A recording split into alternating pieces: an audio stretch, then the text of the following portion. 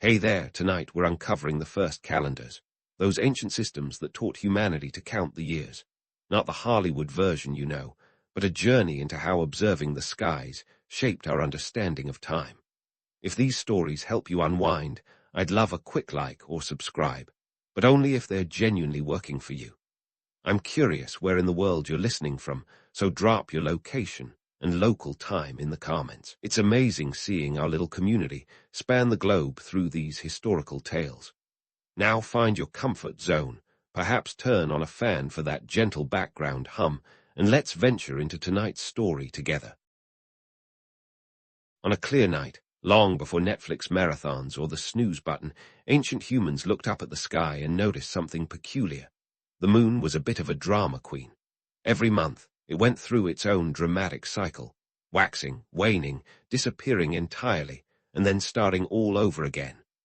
This celestial soap opera wasn't just for entertainment, though. It was the world's first calendar, brought to you by those early stargazers who figured out that time was more than just yesterday, today, and tomorrow. The Babylonians and Egyptians were among the early innovators who turned the moon's antics into a system. Babylon, around 2000 BCE, was bustling with trade, politics, and the kind of intrigue you'd expect from a society that practically invented bureaucracy. To manage all of this, they needed a system to keep track of not just the days, but the seasons. Enter the lunar calendar, which was based on the moon's 29, 5-day cycle. Yes, they counted half-days because, as it turns out, nature doesn't care for rounding. The Babylonians weren't just guessing either. They observed, recorded, and calculated with the precision that would make any modern data analyst nod in approval. But here's the kicker. A lunar year is about 354 days, and it doesn't take a degree in astrophysics to realize that's a bit shy of the solar year's 365, 25 days. So, how did they handle this discrepancy? Simple. They threw in an extra month every few years. Think of it as the ancient version of updating your software when things get buggy. Meanwhile, down the Nile, the Egyptians were also playing the time game, but with their own twist. They noticed the annual flooding of the Nile coincided with the rise of the star Sirius, not the moon. So, they decided to go solar. Their calendar consisted of 12 months of 30 days each, plus a bonus 5 days tacked on at the end of the year to keep things tidy. This system was practical, especially for agricultural planning, but let's not pretend it was flawless. Over centuries, those 5 extra days didn't quite cut it, leading to a slow drift of the calendar against the actual solar year. But hey, who doesn't love a good plot twist? The process of creating these calendars was less a stroke of genius and more a comedy of errors. Imagine a room full of ancient scholars scratching their heads, recalibrating their calculations with each new lunar anomaly or solar hiccup. They were winging it with the best tools they had, observation, and a lot of patience. This was trial and error, ancient style, revealing that our ancestors were less mystical sages and more like us, just trying to make sense of a chaotic world. Our romantic notions of ancient wisdom often gloss over these hiccups, but the truth is, these societies were constantly refining their systems. Each calendar was a testament to human resilience and a reminder that even the earliest civilizations faced the same issue we do today. Time is slippery, a bit of a diva, and definitely not on anyone's side. So, while the Babylonians and Egyptians laid the groundwork, they also left us with a legacy of imperfection. Their calendars were as much about adaptation as they were about precision. They taught us that while the moon could be a reliable guide, it required a little human ingenuity to make it work. And in the grand tapestry of human history, that's a lesson as enduring as any stone tablet or pyramid. Now, as we drift from the shadow of the pyramids to the cradle of Western civilization, let's talk about how the Greeks and Romans tried to whip the calendar into shape. Spoiler alert, it wasn't just about marking the days until the next toga party. In Greece, the lunar calendar was still hanging on like that uncle who refuses to leave the family reunion. But the Greeks, ever the philosophers, were pondering bigger questions, like how to make the calendar align with the solar year without all those pesky leap months. Enter Meton of Athens, a name that doesn't exactly roll off the tongue, but is crucial to our tale. Around 432 BCE, Meton proposed a 19-year cycle, which ingeniously reconciled the solar and lunar years. This cycle included 235 lunar months, which effectively meant adding 7 extra months over 19 years. It was a nifty bit of number crunching, and way more impressive than realizing your phone calculator has a square root function.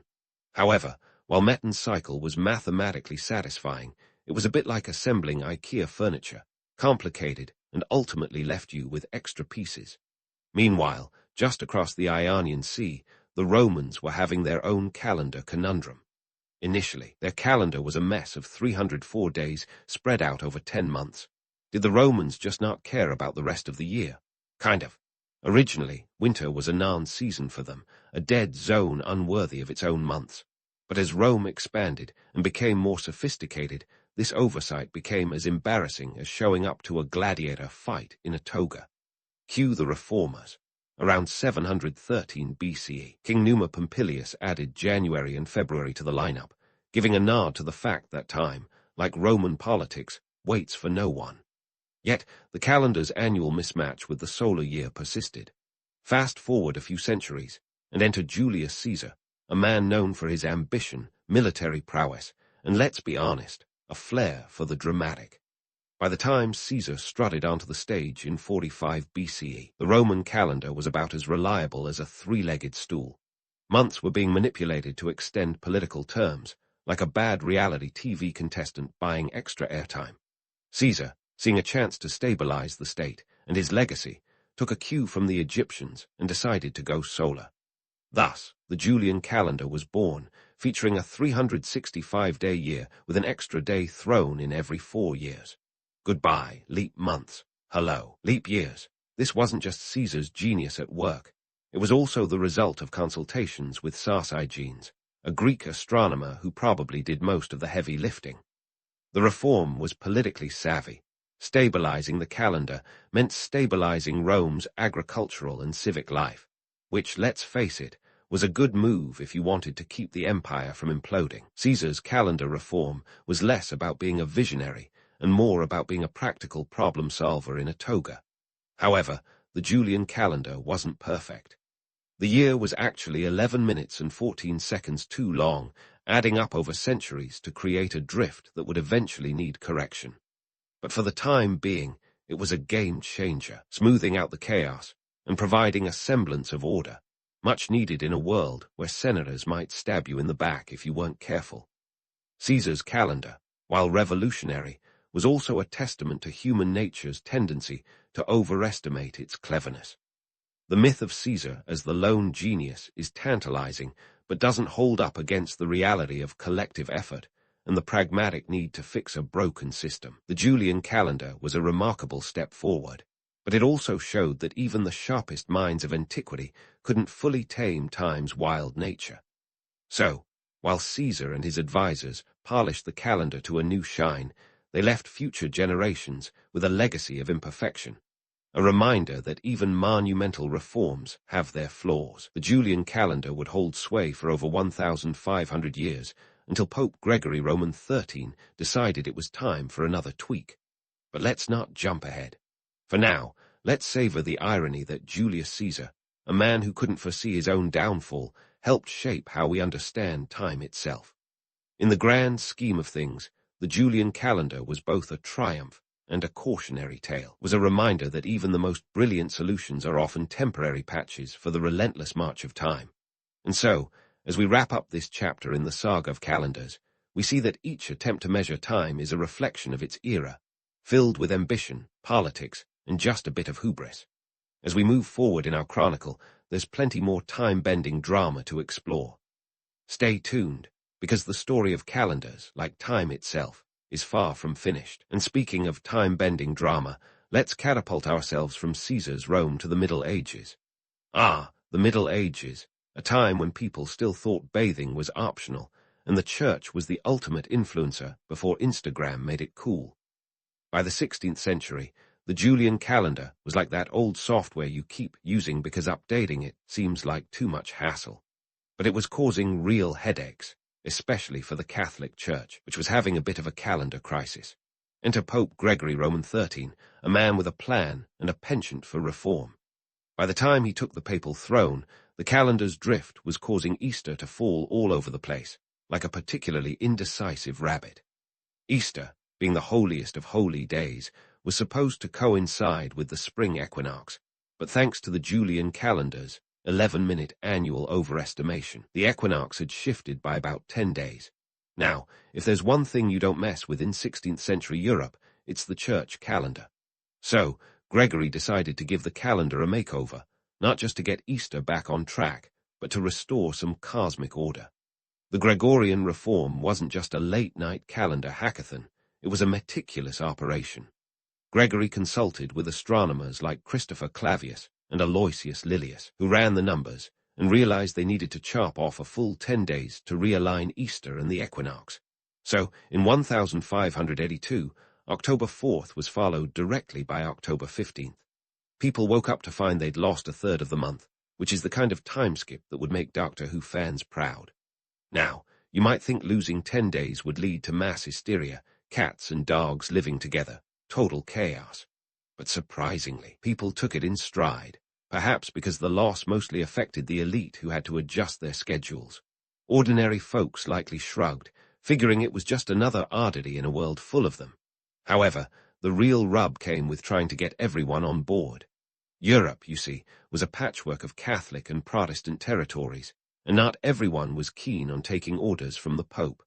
While Catholic countries like Spain, Portugal, and Italy quickly adopted the Gregorian calendar, Protestant strongholds like England and parts of Germany were about as receptive as a cat being dragged to a bath. They saw the reform as a papal plot and held onto the Julian calendar like a toddler clutching a favorite toy. It wasn't until 1752 that Britain finally caved, resulting in more lost days and public grumbling. In fact, some folks even demanded, "Give us back our 11 days." In what could be considered history's earliest example of a social media outrage, albeit without the hashtags. The economic impact of losing days was no laughing matter, though.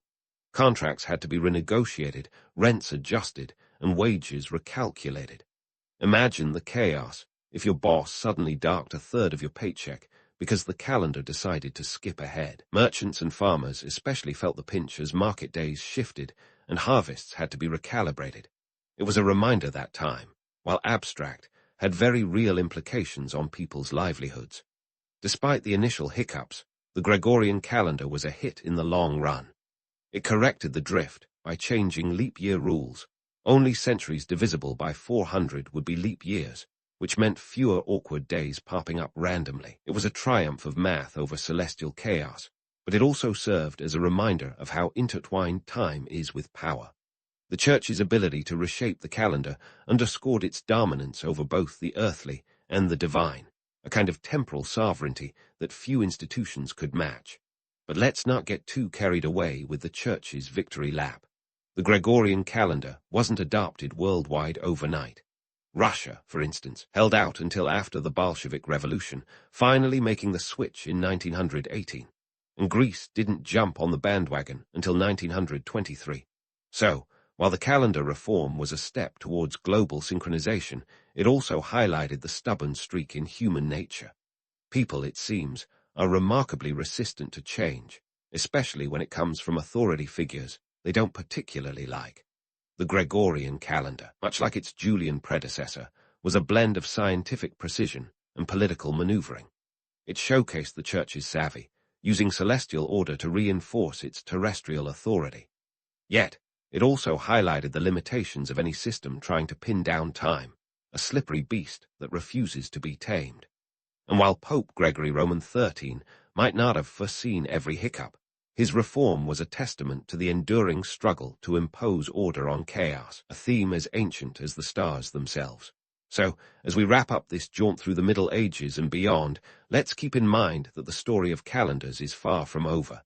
Each reform, each tweak, is a reflection of its time, a reminder of humanity's relentless quest to make sense of the heavens and our place under them. But don't worry, we're not done yet. There's still more temporal tinkering to uncover as we continue this chronological adventure. Stay tuned, because the calendar saga is a tale as old as time, and just as fascinating. And speaking of fascinating tales, let's take a detour to the era of exploration, when European sailors were playing global tag. claiming land like they were in a monopoly game gone rogue. With the Gregorian calendar in their back pocket, these explorers weren't just spreading Western culture, they were exporting a brand new way to count time. You see, grand adventures in far-off lands weren't just about spices and silk.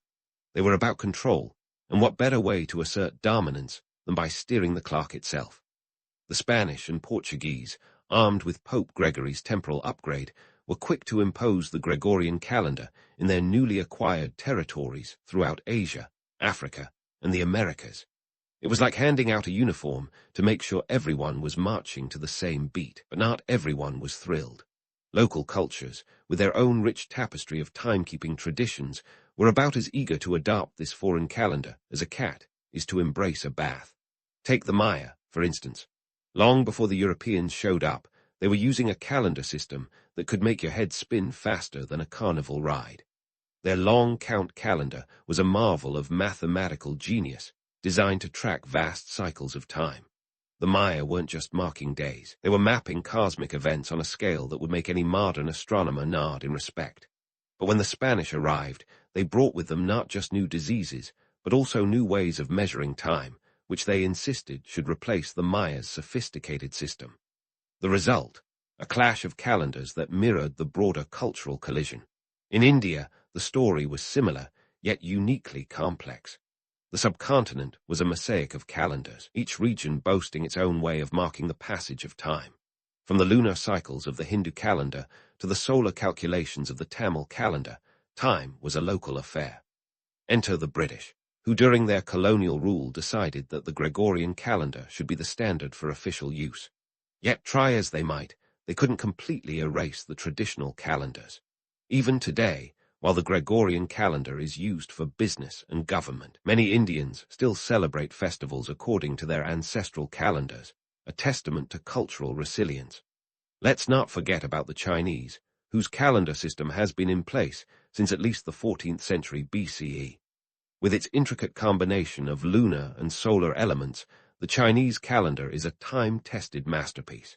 It wasn't just about marking the harvest or planning festivals. It had a philosophical underpinning tied to astrology and the balance of yin and yang. When the Jesuits arrived in China during the Ming Dynasty, they brought the Gregorian calendar with them, hoping it would impress the Chinese court with its precision. The court was intrigued, but not entirely convinced. While the Gregorian calendar was eventually adopted for official purposes during the Republic of China in 1912, traditional festivals like Lunar New Year still follow the ancient system. It's like having a foot in two worlds, a balancing act between old and new that continues to this day. And then there were the Russians, who held onto the Julian calendar with the kind of stubbornness that would make a mule envious. Despite the time drift creating a 13-day gap with the rest of Europe, Russia resisted the switch until the Bolshevik Revolution. In 1918, the new Soviet government, eager to align itself with the Western world, finally made the leap to the Gregorian calendar. This change wasn't just about aligning dates. It was part of a broader push to modernize and distance the new regime from its Tsarist past. Yet, even now, the Russian Orthodox Church clings to the Julian calendar for religious purposes, a nod to tradition in a rapidly changing world. One of the most amusing and costly side effects of calendar switching was the havoc it wreaked on financial systems.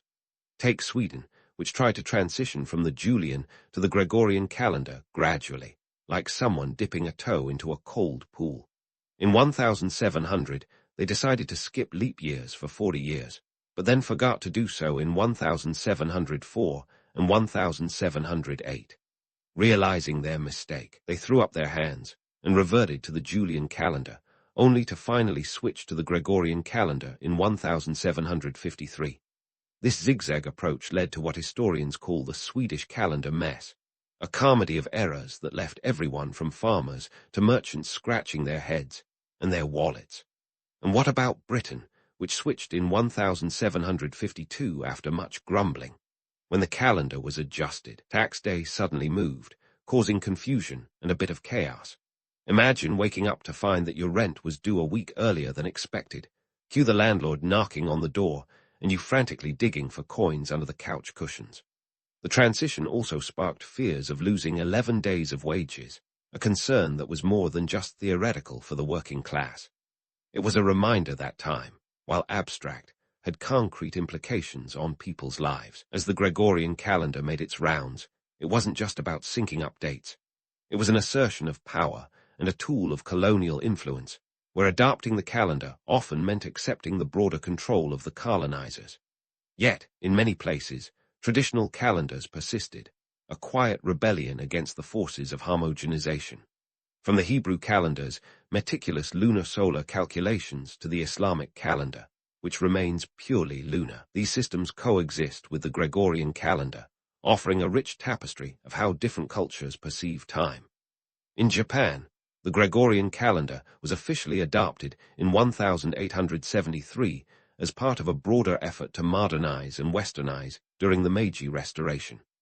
Yet, the traditional lunisolar calendar, used for centuries, continues to influence cultural events and festivals. It's a reminder of how deeply ingrained timekeeping is in the cultural fabric, and how changes in calendars are about more than just dates. They're about identity. As we zoom out and look at the global stage, it becomes clear that the spread of the Gregorian calendar was more than a simple transition. It was a story of cultural imperialism, resistance, and adaptation. While the Gregorian calendar may now be the standard for global commerce and communication, the persistence of traditional calendars in many cultures highlights a fundamental truth. Time is deeply personal.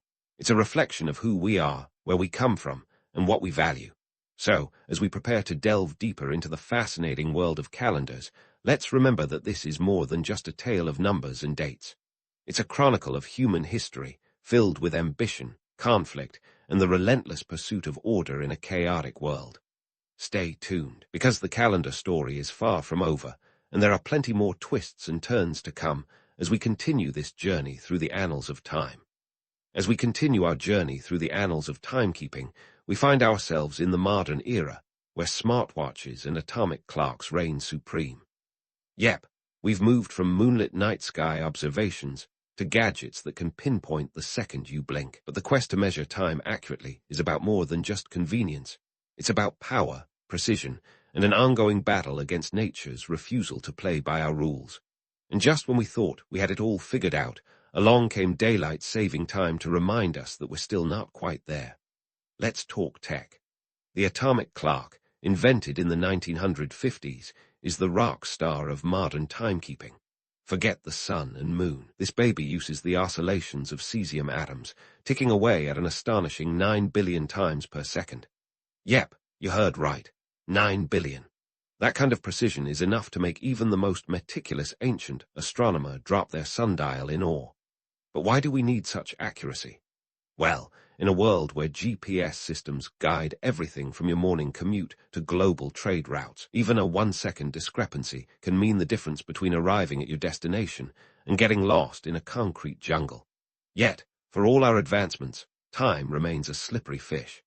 Take daylight saving time, that seasonal switcheroo introduced during World War I to conserve energy. The idea was simple: make better use of daylight hours by shifting the clock forward in spring and back in fall. But in practice, it's more like an elaborate prank we play on ourselves twice a year. You'd think we'd have sorted this out by now, but the biannual time change remains a topic of heated debate. Some argue it saves energy, while others claim it's a relic of a bygone era, a time when people wore pocket watches and thought radium was a great idea for a nightlight. And speaking of debates, let's not forget the ongoing chatter about calendar reform. Yes, even in the digital age, some folks still dream of a calendar that's more efficient. Various proposals have been floated, like the World Calendar, which aims to standardize months and weeks to eliminate the need for leap years. But while these ideas sound great on paper, they often overlook the deeply ingrained cultural and economic systems that will be upended in the process. After all, try telling a retailer you're moving Black Friday, and you'll see just how quickly dreams of reform can turn into nightmares. But for all the quirks and debates, the calendar has always been more than just a tool to mark time. It's a reflection of our values, our priorities, and our place in the universe. From the Mayans mapping cosmic cycles to the Gregorian calendar's global spread, Each system tells a story about its creators, a blend of scientific ingenuity and cultural identity. And as we continue to evolve, so too will our methods of keeping time, each iteration a step closer to understanding the elusive nature of time itself. Yet, amidst all this progress, some traditions endure, stubborn as ever. Consider New Year's Day, a celebration that, despite being based on a fairly arbitrary date, is universally embraced as a time for reflection and renewal. Or take the centuries-old practice of ringing in the new year with fireworks, a nod to the ancient belief that noise and fire could ward off evil spirits. These customs, while perhaps outdated, remind us that time is as much about the stories we tell as it is about the seconds ticking away. In our pursuit to master time, we've learned that while we can measure it with incredible precision, we can never fully control it. Time is the ultimate equalizer, moving forward with an indifference that no technological advancement can change. And perhaps that's why, despite all our efforts, we still find ourselves outsmarted by daylight saving time or scrambling to meet a deadline. It's a humbling reminder that no matter how advanced we become, time retains its mystery, an ever-present challenge that keeps us on our toes. So as we wrap up this exploration of calendars and time, consider this. Each tick of the clock is a testament to humanity's enduring struggle to impose order on chaos. From the ancient Babylonians who first charted the moon's path to the atomic clocks that guide our satellites, the history of timekeeping is a story of ambition, ingenuity, and a touch of folly. And while we may never completely conquer time, our attempts to do so reveal as much about us as they do about the universe we inhabit. In the end, perhaps the real lesson is not about mastering time, but about learning to live with its unpredictability. After all, time, like history, is always in motion, an endless journey that challenges us to adapt, to innovate, and occasionally to pause and marvel at the stars, just as our ancestors did millennia ago. So here's to the calendars that mark our days, the clocks that tick away our hours, and the timeless dance of humanity's quest to capture the fleeting essence of time itself. Albert Einstein. The name conjures up visions of a wild-haired genius whose very thought bubbles probably had thought bubbles. But let's pump the brakes on the myth machine for a second. We're going to talk about little Albert, the adorable underdog who wasn't the slowpoke some tales would have you believe. The story goes that young Einstein was a late bloomer, so sluggish that even a tortoise might have tutted impatiently. But in reality, this is about as true as finding a unicorn at a dog park. In fact, while he wasn't spitting out Shakespearean sonnets at age 2, Einstein was a perfectly normal kid with a brain that was ready to throw punches with the best of them. He began talking at around 2, which is pretty standard fare, and by the time he hit 5, his noodle was already hard at work. A pivotal moment came when his father handed him a compass. Imagine a 5-year-old Albert, eyes wide as saucers, utterly captivated by this unassuming device. Here was a piece of metal that pointed north no matter how you twisted it. Magic. Nah, just physics. It ignited a curiosity that would eventually make him the poster child for E=mc2. From then on, this kid was on a quest for knowledge like Indiana Jones looking for the Holy Grail, minus the whip and the fedora. He taught himself Euclidean geometry at the tender age of 12. Yes, you heard that right. While most of us were probably still trying to figure out why the sky is blue, young Albert was diving headfirst into the world of angles and shapes. This was a prelude to the self-driven education that would take him to the Zurich Polytechnic at the age of 17. But let's not jump the gun just yet. Now, let's talk about his quirky habits. Einstein was a fiddler. No, not the kind that plays on roofs, although that would have been quite the sight. He loved playing the violin. It was his go-to-stress reliever, his way of unwinding after a day spent wrestling with the universe's deepest mysteries. Picture him in a cluttered room, violin tucked under his chin, serenading himself with Mozart as he drifted into his thoughts. It wasn't just a hobby, it was a lifeline, a musical balm for a restless mind.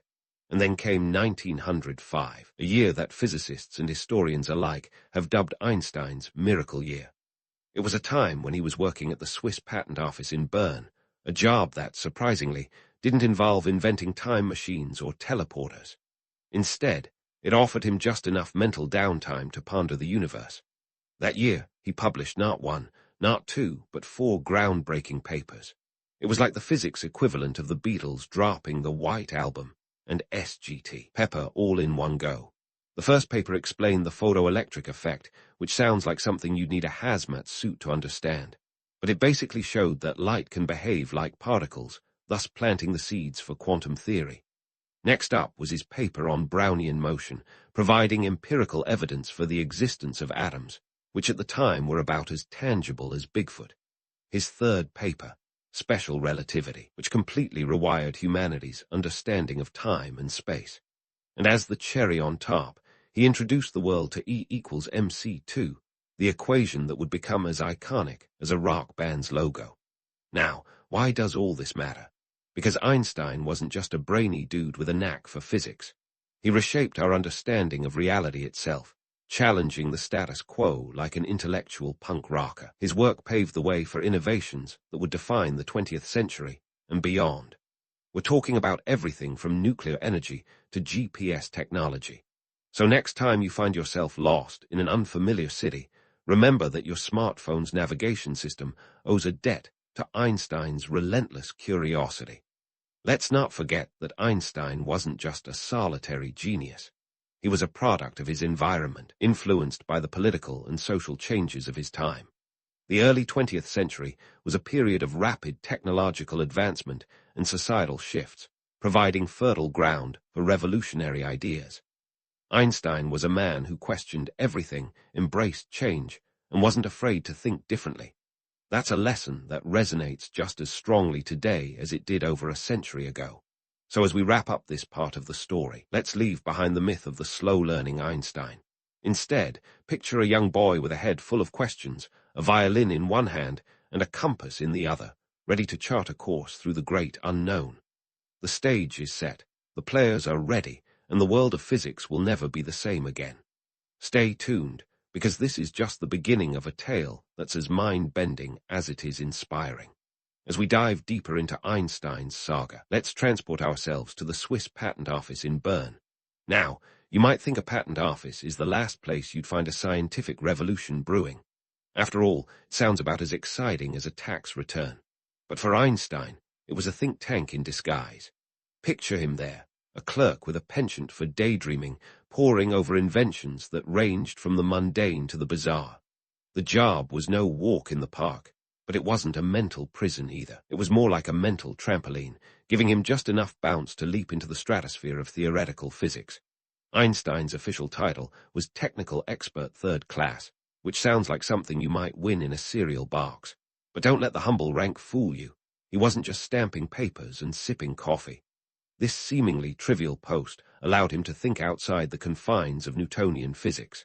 By day, he was analyzing inventions. By night, he was scribbling thoughts that would someday change the way we understand the universe. If that isn't a superhero origin story, I don't know what is. Now, let's talk about special relativity, the brainchild of one of those late-night scribbling sessions.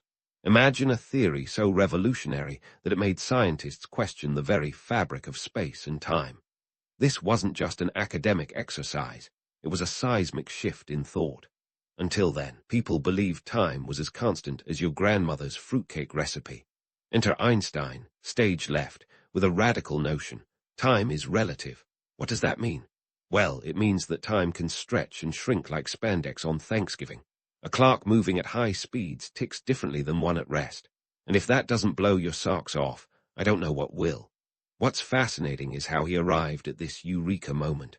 Armed with nothing more than a pen, paper, and a mind that could juggle abstract concepts like a circus performer on caffeine, Einstein developed his theory without the aid of fancy labs or million-dollar grants. It was the intellectual equivalent of building a rocket with duct tape and determination. And yet, despite the genius of it all, Einstein wasn't a lone wolf howling into the void. The romanticized image of the solitary genius. Time to pull that curtain back. Sure, Einstein was a trailblazer, but he was also part of a vibrant community of thinkers. Picture a scientific version of a jazz ensemble, each member riffing off the others. Einstein's ideas were met with skepticism, challenges, and debates, not just a chorus of huzzahs. Figures like Hendrik Lorentz and Henry Poincaré were already dabbling in similar territories. playing variations on the theme of relativity. Einstein's genius was in synthesizing these ideas and adding his own groundbreaking twist.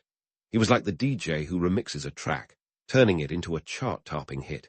And let's not forget the unsung heroes, friends and colleagues who provided feedback and sometimes a much-needed reality check. For instance, his close friend Michel Besso, another brain at the patent office, was a sounding board for many of Einstein's ideas.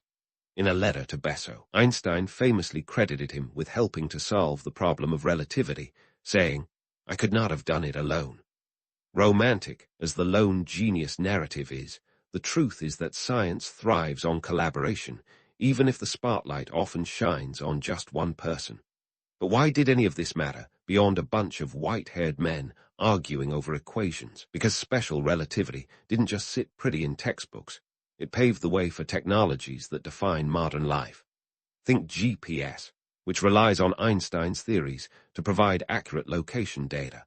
Without accounting for the effects of relativity, your smartphone might tell you to take a right turn straight into a lake.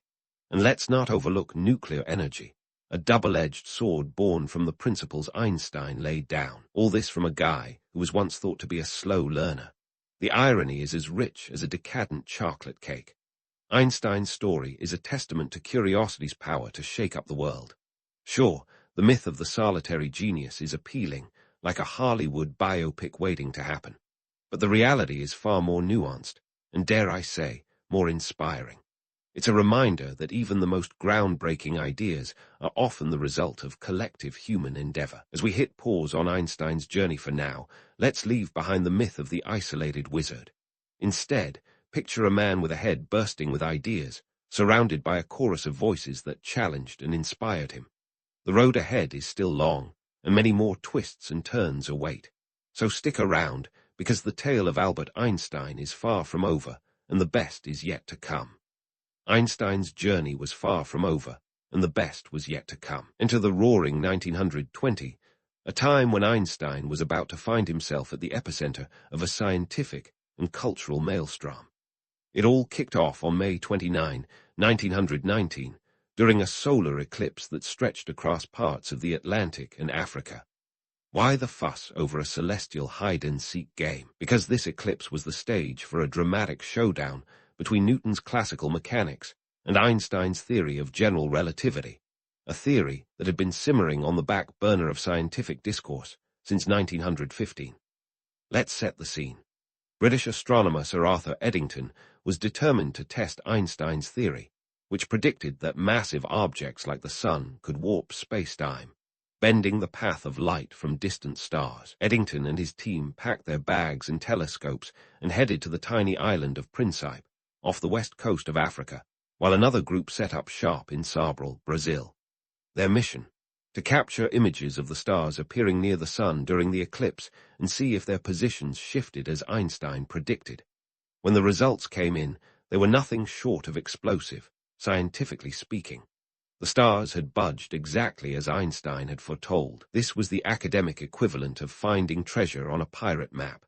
Suddenly, Einstein was catapulted from the world of obscure theoretical physics to international stardom. The New York Times heralded, "Lights all askew in the heavens," a headline that sounds more like a tabloid's take on a celebrity meltdown. And just like that, Einstein mania was born. Imagine a world where a physicist could be as famous as a movie star, an era where Einstein's unkempt hair and sleepy eyes became icons of intellectual chic. He was the subject of countless newspaper articles, and his face began to grace magazines across the globe. People who couldn't spell relativity were suddenly eager to know all about it, even if they understood it as much as they understood ancient hieroglyphs. But here's the kicker: Einstein wasn't exactly basking in the spotlight. Fame was as foreign to him as a dish without sauerkraut. He once quipped, "I have no special talents. I am only passionately curious," a modesty that seemed to clash with the public's perception of him as a scientific demigod. While the world was busy anointing him the oracle of physics, Einstein was grappling with more mundane realities. Fame brought with it a barrage of letters, invitations, and requests for autographs. He found himself dodging admirers like a rock star evading paparazzi. In one particularly telling instance, a woman reportedly asked him to explain relativity in a single sentence. Einstein, with his signature dry humor, replied, "When you sit with a nice girl for 2 hours, it seems like 2 minutes. When you sit on a hot stove for 2 minutes, it seems like 2 hours. That's relativity." But beneath the public adulation and witty comebacks lay a personal life that was far from harmonious. Einstein's first marriage to Milva Merrick, a fellow physicist and mathematician, had crumbled under the weight of his growing fame and her unfulfilled ambitions. They had 2 sons together, but by 1919 the marriage was beyond repair, culminating in a divorce that year. Einstein agreed to give her any future Nobel Prize money, a promise he would fulfill when he won the prize in 1921 for the photoelectric effect, not relativity, mind you. Enter Elsa Lowenthal, Einstein's second wife and his first cousin on his mother's side. Yes, you heard that right, keeping it in the family, as it were. Elsa's role was more of a manager than a spouse, often acting as a buffer between Einstein and his adoring, yet demanding, public. She managed his hectic schedule and shielded him from the unending stream of inquiries and demands. Despite this, their marriage wasn't exactly a fairy tale. Einstein reportedly had a series of affairs, and his letters reveal a man torn between his intellectual pursuits and personal entanglements. Einstein's life was a patchwork of contradictions, a man who unlocked the universe's secrets but struggled with the complexities of human relationships. He was as comfortable discussing the curvature of space-time as he was uncomfortable discussing the state of his marriage. It was a dichotomy that would define much of his life and add layers to the myth that surrounded him. Meanwhile, the world continued to change at a breakneck pace. The aftermath of World War I left Europe in disarray, and the scientific community was still reeling from the loss of many young talents to the trenches. Einstein's work was a beacon of hope and progress in a world that desperately needed both. He became a symbol of the power of human intellect to transcend the horrors of war and the divisions of nations.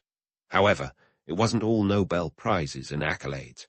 Einstein faced criticism from some quarters of the scientific community, where skepticism about general relativity lingered. The theory was complex, and for many, it was easier to dismiss than to understand. Critics dubbed it Jewish science, a term that would later be weaponized by the Nazis in their campaign against Einstein during the 1930s. But Einstein was no stranger to controversy. He was a pacifist who spoke out against militarism and nationalism. His political views often landed him in hot water as he championed causes that were unpopular in certain circles. In 1922, while traveling in Japan, he received the news that he had won the Nobel Prize. Ever the pragmatist, he continued his tour, delivering lectures and soaking up the culture, rather than rushing back to bask in his newfound glory. Einstein's story is one of relentless curiosity and tenacity. He reshaped our understanding of the universe while navigating the choppy waters of fame, personal turmoil, and political upheaval. He was a man who could unravel the mysteries of the cosmos, but often found human relationships to be the true enigma. As we hover here on the precipice of Einstein's later years, let's acknowledge the paradox of his existence. He was a man whose scientific achievements were as towering as his personal challenges were humbling.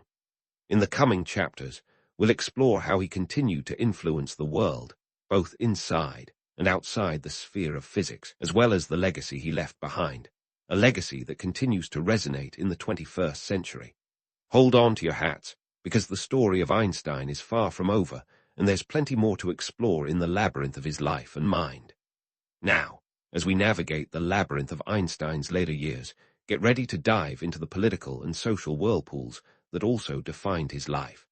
You see, Einstein wasn't just a superstar of the scientific cosmos. He was also a fervent advocate for peace, civil rights, and somewhat reluctantly, Zionism. It's as if he moonlighted as a political activist when he wasn't busy redefining the laws of the universe. Let's kick things off with his pacifism.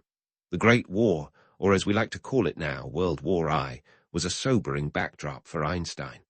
As the world erupted into chaos in 1914, Einstein, sitting in Berlin, was horrified by the nationalist fervor that gripped his scientific peers. Over 90 German intellectuals, including some of his colleagues, signed the Manifesto of the 93, a document defending Germany's military actions. Einstein, however, was having none of it. Instead, he joined a small group of pacifists and co-authored a counter-manifesto which, unsurprisingly, didn't get as much airtime. His pacifism wasn't just a wartime stance. In 1918, he co-founded the German Democratic Party, aiming to foster a more liberal and democratic Germany. But Einstein's commitment to peace didn't stop with signing papers or joining political clubs. He was deeply involved in the League of Nations Intellectual Cooperation Committee, which sounds like a geek squad, but was actually about fostering international dialogue to prevent future conflicts. Imagine trying to herd cats, but the cats are actually countries with nuclear ambitions. Speaking of nuclear ambitions, let's fast forward to the 1930s and 40. Enter the atomic bomb, stage right. In a twist of historical irony, Einstein, the man whose theories underpinned nuclear physics, became a vocal opponent of nuclear weapons. In 1939, he signed a letter to President Franklin D. Roosevelt, warning about Nazi Germany's potential to develop atomic weapons. This letter led to the Manhattan Project, the very thing he would later campaign against. Talk about a classic case of be careful what you wish for. Post-World War Roman II, Einstein's anti-nuclear stance solidified. He became a part of the Emergency Committee of Atomic Scientists, alongside J. Robert Oppenheimer and other scientific luminaries, advocating for nuclear disarmament. His plea for peace was simple, yet profound. The unleashed power of the atom has changed everything save our modes of thinking, and thus we drift toward unparalleled catastrophe. But Einstein's political engagements weren't just confined to the international stage. In 1946, he took a stand in the American civil rights movement.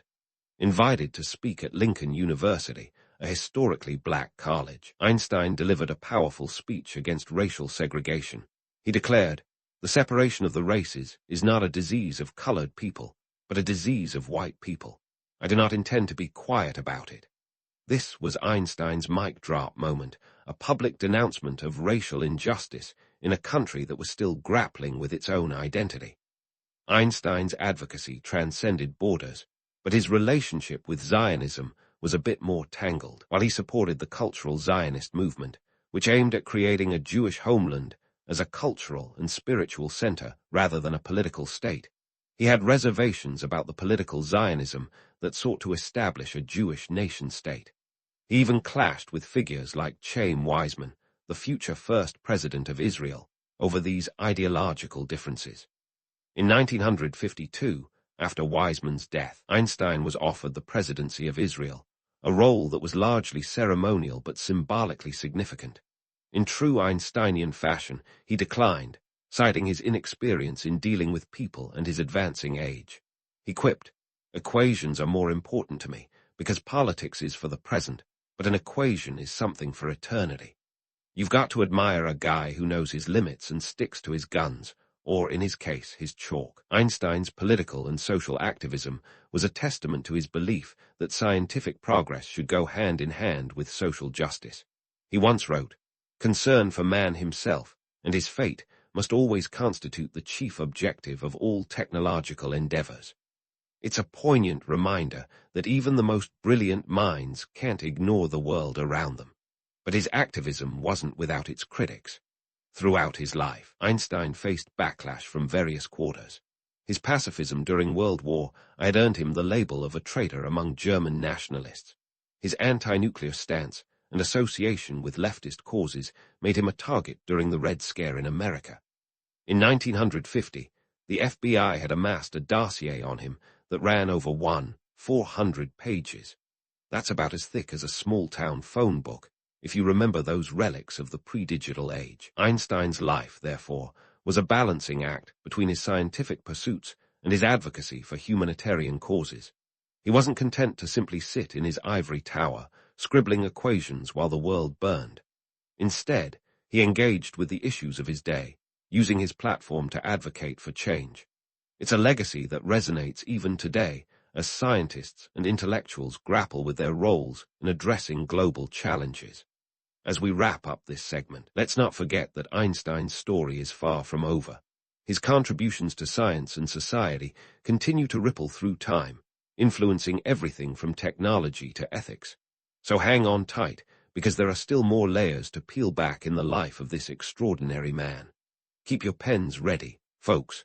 The next chapter is just around the corner. As we peel back the last layers of Einstein's life, let's take a moment to appreciate the mind-bending legacy he's left us. It's not just about the science, folks, though the science is a mind trip all on its own. We're talking about a man who turned our understanding of the universe on its head and still found time to become a pop culture icon, the archetype of the mad scientist. But first, let's dig into the practical applications of his theories that keep our modern world spinning. Take GPS technology, for instance. You know, that handy little tool that keeps us from accidentally setting sail into the Bermuda Triangle when we're just trying to find the nearest taco joint. At the heart of this technological marvel is Einstein's theory of general relativity. The satellites that make up the GPS network are zipping around Earth at thousands of miles per hour, and their clocks experience time differently than the ones on our comfy couches. Without accounting for this time dilation, your GPS would drift by about 10 kilometers per day. Imagine the chaos. Your phone suggesting a left turn into a Starbucks that's actually 3 states over. And let's not forget nuclear energy. Yes, the same nuclear energy that can light up cities or, when misused, turn them into ground zero. Einstein's famous equation, E=mc2, laid the theoretical groundwork for understanding the immense energy contained within the atom. While he famously regretted the weaponization of nuclear physics, the peaceful applications, like nuclear power plants, are a testament to how scientific principles can be both a boon and a bane. It's a bit of a Dr. Jekyll and Mr. Hyde situation, minus the Victorian setting. Now, onto the man behind the myth. Einstein's image as a disheveled genius with an Einstein-worthy hairdo is so ingrained in our collective consciousness that it's practically a meme. But how did he become the archetype of the mad scientist? It wasn't just the hair, though that certainly helped. In a world obsessed with the rational, Einstein represented the mysterious, the chaotic, the wonderfully unpredictable. He was a living paradox, a man whose thoughts were as neat as his appearance was not. His personality was a blend of whimsy and wisdom, a cocktail that made for irresistible storytelling. Yet, the myth of Einstein as a solitary genius is as persistent as it is misleading. Einstein didn't just pop out of the ether, scribbling equations on the back of napkins. His breakthroughs were part of a scientific dialogue that spanned continents and centuries. Take special relativity. It was built on the shoulders of giants like Hendrik Lorentz and Henry Poincaré, who were already tinkering with the notions of space and time. Einstein's genius was in connecting the dots and distilling these ideas into a cohesive theory. It's like he saw the big picture on a jigsaw puzzle while everyone else was still sorting pieces. But let's be real. Collaboration in science is like a game of telephone, where ideas morph, evolve, and sometimes get hilariously misinterpreted. The myth of the lone genius is appealing, sure, like the idea of a superhero swooping in to save the day. But science is more of a team sport, with victory scored by collective effort rather than individual brilliance. Einstein himself was the first to acknowledge the contributions of his peers, emphasizing that, many times a day I realize how much of my outer and inner life is built upon the labors of my fellow men. Speaking of myths, let's tackle another one. The idea that Einstein was a poor student. It's a tale as tall as a giraffe on stilts. True, he had his fair share of academic run-ins, especially with the rigid Prussian educational system that valued rote memorization over creative thought. But young Albert was no dunce. By the time he was a teenager, he was devouring the works of Kant and teaching himself advanced mathematics. The reality is that Einstein wasn't the problem. The system just couldn't keep up with him. And here's the kicker. Even in his later years, Einstein remained a rebel with a cause. He was a vocal critic of the establishment, questioning everything from military spending to racial segregation. His views often landed him in hot water, particularly during the Cold War, when his pacifism and left-leaning sympathies made him a target for the Red Scare. Yet he never shied away from speaking his mind, embodying the very spirit of inquiry he championed. As we wrap up this journey through Einstein's life, let's reflect on the legacy he left behind. This wasn't just a man who changed physics. He changed the way we think about change itself. His work paved the way for technologies that connect us, power us, and sometimes even confuse us. Looking at you, autocorrect. But more importantly, he taught us the value of curiosity, the importance of questioning the status quo, and the need to balance scientific progress with ethical responsibility. Einstein once said, "The important thing is not to stop questioning. Curiosity has its own reason for existing." It's a sentiment that resonates with anyone who's ever stared up at the stars and wondered what lies beyond. So next time you fire up your GPS or flip on a light switch, spare a thought for the wild-haired physicist who took us from the realm of the known into the great unknown. The myth of Einstein may be larger than life, but the man, the real Albert Einstein, was every bit as fascinating, flaws and all. In the chaotic swirl of history's great soap operas, few family dramas hold a candle to the Inca Empire's royal rumble. At the heart of this particular saga is Pachacuti, the surprise star who stepped into the spotlight and took center stage quite unexpectedly. Picture a young Incan prince, not exactly first in line for the throne, suddenly finding himself in the thick of savage political intrigue and familial backstabbing. If HBO ever runs out of material, they might want to give the Battle of Cusco a spin, complete with Pachacuti's unexpected rise from the shadows to the throne. So, let's set the scene. It's the early 15th century, and the Inca Empire is more like a growing teenager than the full-grown colossus it would become. Cusco, the heart of this burgeoning power, was boiling over with enough drama to make a Kardashian holiday special look tame. The man of the hour, Pachacuti, wasn't even supposed to be the leading man. His dad, Viracocha Inca, was the one sitting pretty on the throne, or at least he was until an invasion by the Chanca people threw a wrench in that plan. Ah, the Chancas.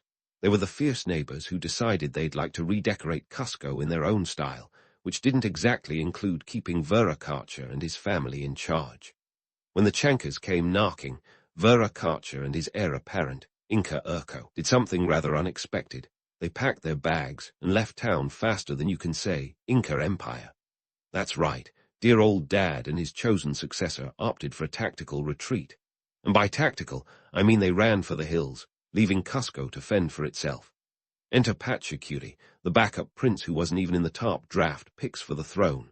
With the capital under siege and no one else stepping up, Pachacuti did what any self-respecting, slightly overlooked sibling would do. He grabbed the reins of power and decided to give this whole defending the empire thing a whirl. What followed was the stuff of legends, and not just because it involved a lot of pointy sticks and menacing war cries. The Battle of Cusco wasn't just a clash of weapons. It was a showdown of wits, and honestly, a bit of luck. Pachacuti rallied what was left of the Incan forces. He didn't just hold the line, he turned the tide, sending those Chanca invaders packing. In doing so, he pulled off one of the most remarkable underdog victories in history. Picture this: a young man, armed with nothing more than determination and a healthy dose of audacity, facing down overwhelming odds. It's the kind of tale that makes you want to stand up and cheer, even if you're just sitting at home, in pajamas. But let's not get too caught up in the romanticism of it all. Pachacuti's victory was as much about shrewd strategy and harsh realities as it was about heroics. This wasn't just a story of valor. It was a cold, calculated move that cemented his place in the annals of power. The Chancas were no pushovers, and Pachacuti's ability to outmaneuver them wasn't some divine miracle. It was the result of quick thinking, rallying local support, and knowing the terrain better than his enemies. Plus, there was a fair share of luck involved. After all, even the best-laid plans need a little fortune to succeed. With the Chancas defeated, Pachacuti didn't just sit back and enjoy the fruits of victory. Oh no, he had bigger plans. This wasn't just about defending Cusco. It was about reshaping the Inca Empire itself. Talk about making your mark.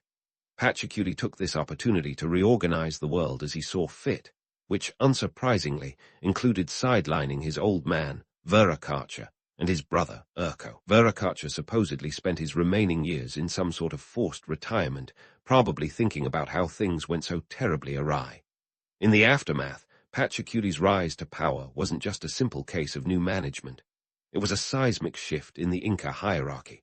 He didn't just inherit the throne. He earned it with blood, sweat, and a little help from the guards, or at least that's what the storytellers of the time would have you believe.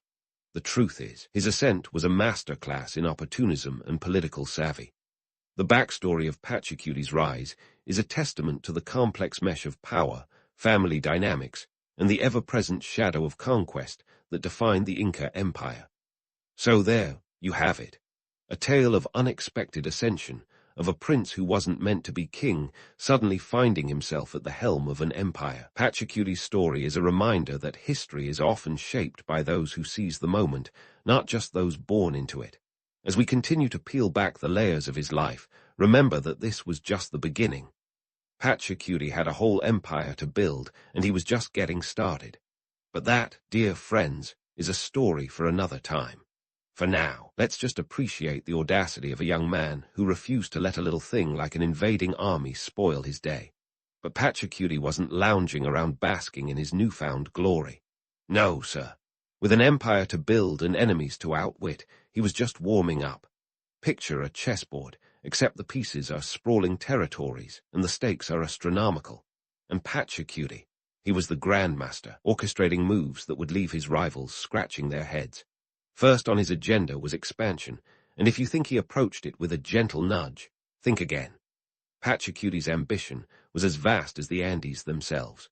He transformed the Inca Empire from a regional player into a powerhouse that stretched over 500 miles along the spine of South America. That's roughly the distance from New York to Los Angeles, but instead of highways and rest stops, you've got mountains, jungles, and a few disgruntled local tribes. Talk about a logistical nightmare. Pachacuti didn't just march in, waving his imperial flag and expecting everyone to bow. Nope, he was far more cunning. His approach was a cocktail of diplomacy, intimidation, and when necessary, good old-fashioned military might. It was less take no prisoners, and more make them an offer they can't refuse. For many local rulers, the choice was stark. Join the empire and enjoy the perks of Incan infrastructure, or resist and face the pointy end of Pachacuti's spear. Spoiler, most chose the former. Now, about those perks. One of Pachacuti's brainchildren was the road system, an engineering marvel that would put even the most ambitious Roman projects to shame. Picture this, a network of roads covering over 24,000 miles, connecting the farthest reaches of the empire. These weren't your average dirt paths either. We're talking stone-paved roads, suspension bridges swaying over gaping chasms, and way stations that made sure the emperor's messages traveled faster than gossip in a small town. It's like the Inca Express, only without the layovers. This infrastructure was more than just a means of getting from point A to point B. It was the empire's circulatory system, pumping life into its farthest extremities. Economically, it meant goods could flow more freely, from the lush valleys of present-day Ecuador to the deserts of northern Chile. Politically, it allowed for a rapid military response wherever it was needed, a crucial advantage when your territory is a patchwork of diverse and sometimes rebellious provinces. Pachacuti also understood that an empire is only as strong as its weakest link. So, he wasn't content with just roads. He embarked on a building spree that would rival the most ambitious urban planners. Cusco, the heart of the empire, was transformed into a city fit for a deity. Temples that shimmered with gold, plazas that could host a small army, and structures so precisely built that you couldn't slip a razor blade between the stones. Sacsayhuaman, the fortress overlooking Cusco, was a testament to Incan architectural prowess. The stones, their way up to 200 tons. That's about 33 African elephants, for those keeping track. But let's not get too misty-eyed about Pachacuti's architectural achievements. His empire building wasn't a utopian dream. It was an exercise in control. The impressive stonework and intricate roadways were tools to maintain power, to ensure the emperor's voice could reach the most distant village, and that any whiff of rebellion could be squashed before it became a full-blown inferno. These projects weren't just about showcasing splendor, they were about solidifying authority. In terms of diplomacy, Pachacuti was a maestro. He knew that sometimes a well-placed marriage could achieve what 1,000 soldiers could not. Through strategic alliances and intermarriages, he wove a web of loyalty that bound diverse tribes into the Inca fold. He didn't just conquer territories. He assimilated them, blending cultures and traditions into a tapestry that was distinctly Incan yet diverse. Of course, not everyone was thrilled to join Pachacuti's grand vision. There were dissenters, always, but Pachacuti had a knack for turning potential foes into allies. Take the Lupaka, for example. Initially a thorn in the empire's side, They were eventually brought into the fold through a mix of calculated pressure and incentives. Pachacuti was like a 15th century CEO, merging and acquiring with a keen eye for long-term stability. Let's not forget the economic engine powering this expansion. The Inca had a unique approach to wealth. They didn't have currency in the way we think of it, but they had something far more valuable: labor. The concept of mira was central, the empire's version of a work tax, where citizens contributed labor instead of money. This system built roads, temples, and terraces, all while keeping the populace invested in the empire's prosperity. It was socialism with a twist, and it worked, at least until it didn't, but that's a tale for another day. The story of Pachacuti's empire building is as much about vision as it is about pragmatism. He wasn't just a dreamer, he was a doer, a leader who saw the potential in every stone and every person. His legacy wasn't just carved into the Andes, but embedded in the very fabric of the Inca civilization. As we continue to unravel his story, remember that Pachacuti's genius lay not only in what he built, but in how he brought it all together, a symphony of power, politics, and purpose that echoed across the ages. But our journey through Pachacuti's world is far from over. We've only begun to scratch the surface of his achievements. Stay tuned, because the best, as they say, is yet to come.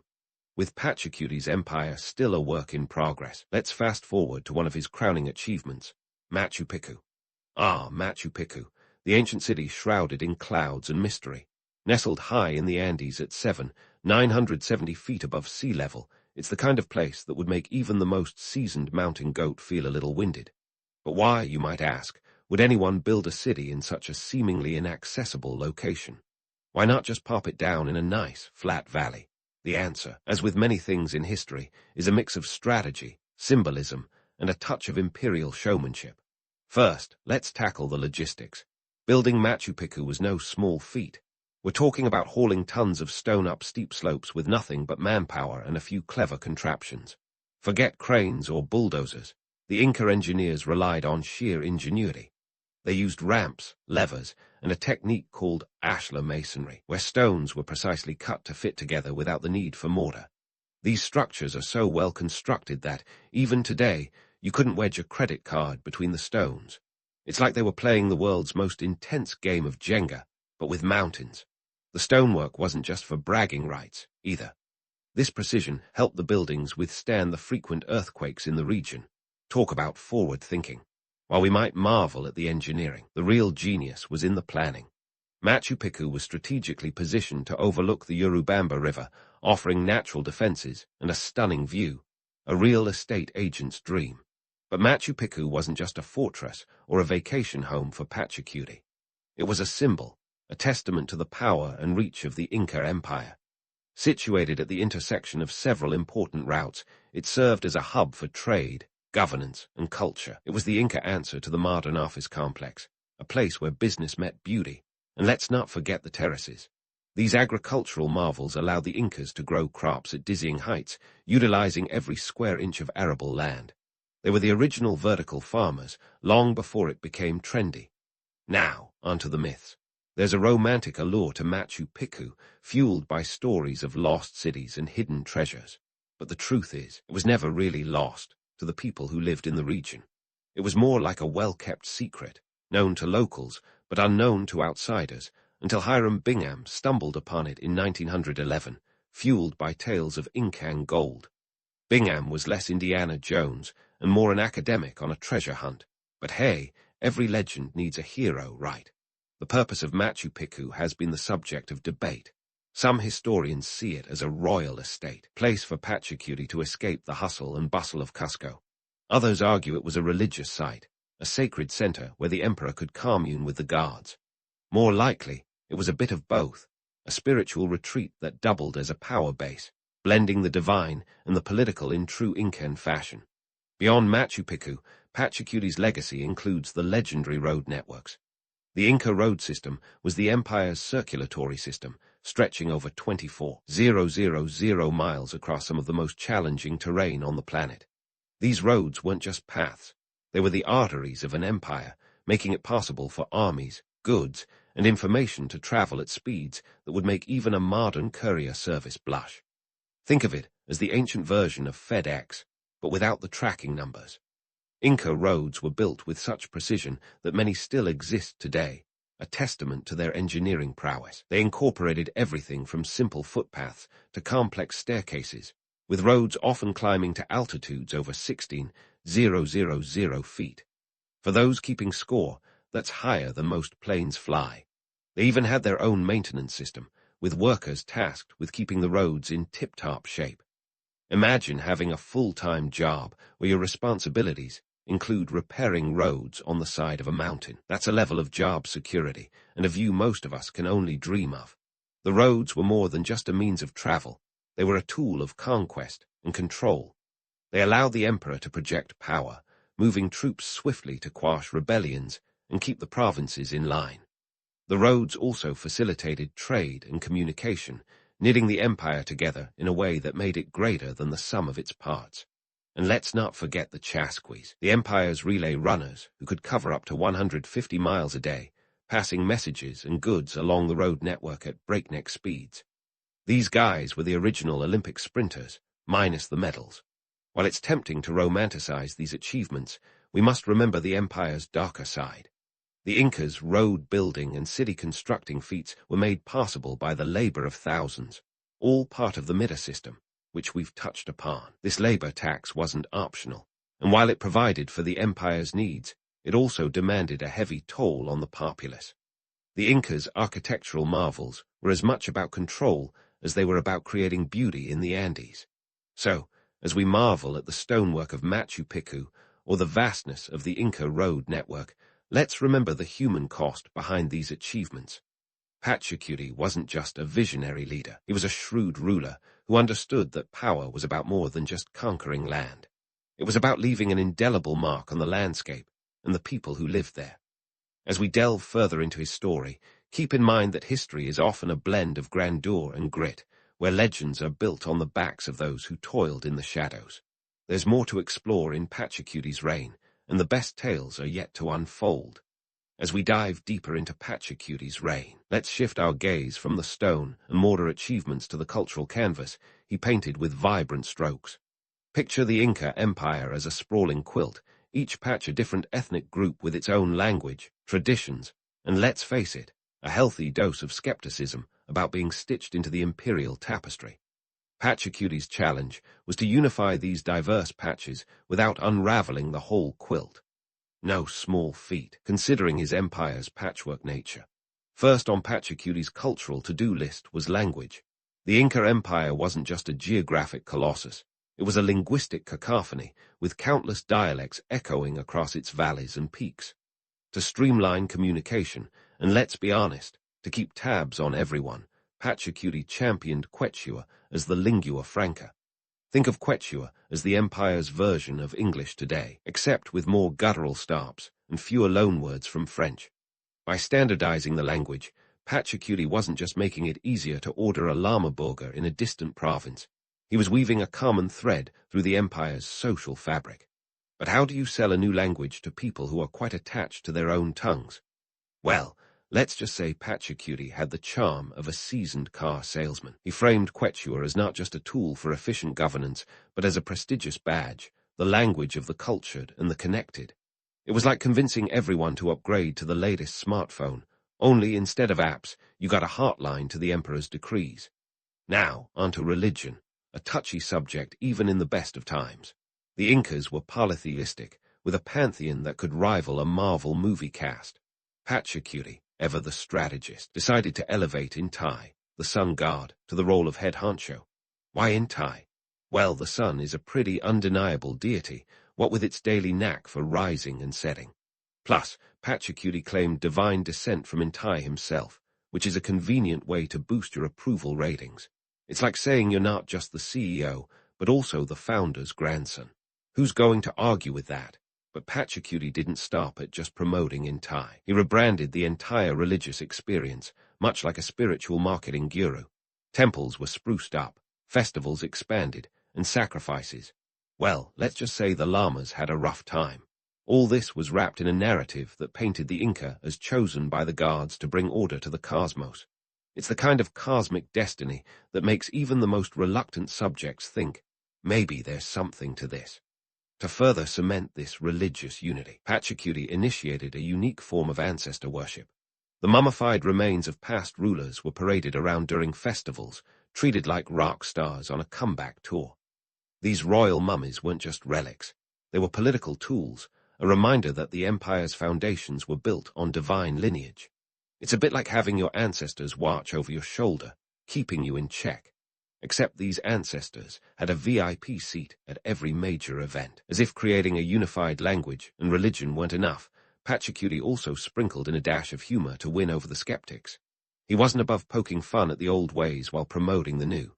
Imagine him saying, "Sure, the sun god might not solve all your problems, but he guarantees a tan." This blend of humor and authority helped ease the transition for many subjects, turning what could have been a cultural clash into a more palatable evolution. Economically, these cultural reforms had a ripple effect. A shared language and religion allowed for smoother trade and communication, making it easier to mobilize resources and labor for the empire's grand projects. It also helped create a sense of identity that transcended local loyalties, binding the empire together in a way that sheer force never could. But let's not sugarcoat it.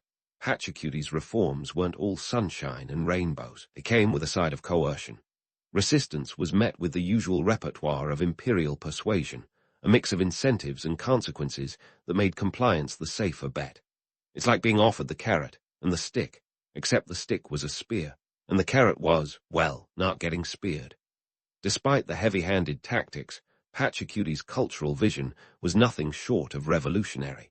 He crafted an empire where previously isolated communities found common ground, where diverse traditions were woven into a single narrative. It's a testament to his political acumen that he managed to pull it off without the whole structure collapsing like a Jenga tower. So, as we wrap up this chapter on Pachacuti's cultural and religious reforms, let's appreciate the audacity of his vision. He wasn't just an empire builder. He was a master of the softer arts, language, religion, and humor, using them to forge a lasting legacy. And while the romantic tales of divine destiny are compelling, it's the gritty reality of his reforms that paints a fuller picture. Pachacuti was a leader who understood that true power lies not just in conquest, but in crafting a shared identity that can withstand the test of time. But don't get too comfortable, because there's more to this story. We've only scratched the surface of Pachacuti's impact on the Inca Empire. There are still political intrigues, economic strategies, and more cultural transformations to explore. The saga of Pachacuti is a tapestry with many threads, and we've got a few more to unravel before we're through. Stay tuned, because the next part promises to be as compelling as the last. So, here we are, perched on the precipice of Pachacuti's legacy, ready to leap into the swirling depths of his enduring impact. It's like standing at the edge of Machu Picchu itself, with the mist curling around your ankles and the whispers of history tickling your ears. Pachacuti was more than just a monarch. He was an alchemist, transforming the raw materials of chaos and ambition into the gold of empire. But as we've seen, his reign was no fairy tale, more a gritty saga of strategy, ambition, and the occasional ruthless maneuver. Let's dive into the nuts and bolts of Pachacuti's long-lasting influence on the Inca civilization. His reforms weren't just about bricks and mortar. They were about laying the groundwork for a society that could endure the test of time, or at least until the Spaniards showed up with their own brand of imperial enthusiasm. Under Pachacuti's rule, the Inca Empire didn't just expand, it evolved. He turned a patchwork of tribal lands into a cohesive entity that, at its height, encompassed parts of modern-day Peru, Ecuador, Bolivia, Argentina, Chile, and Colombia. That's nearly 770,000 square miles of mountains, valleys, and coastlines, unified under a single banner. It's the kind of growth that would make even the most ambitious startups green with envy. But let's not romanticize the empire's expansion as a peaceful integration. It was more like a corporate merger with swords. Pachacuti's vision was clear. The Inca world would be orderly and interconnected, or else. The infamous Mita system, a labor tax that required citizens to work on state projects, was both the empire's backbone and its Achilles heel. While it ensured the construction of incredible infrastructure, it also tethered the population to the state, a reminder that every utopia has its price. Speaking of prices, let's talk economy. Pachacuti's economic policies were as shrewd as they were effective.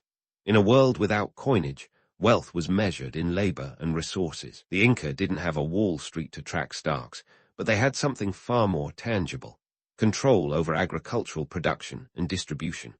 By managing the flow of goods, from potatoes to precious metals, Pachacuti ensured that the empire's coffers were as full as its granaries.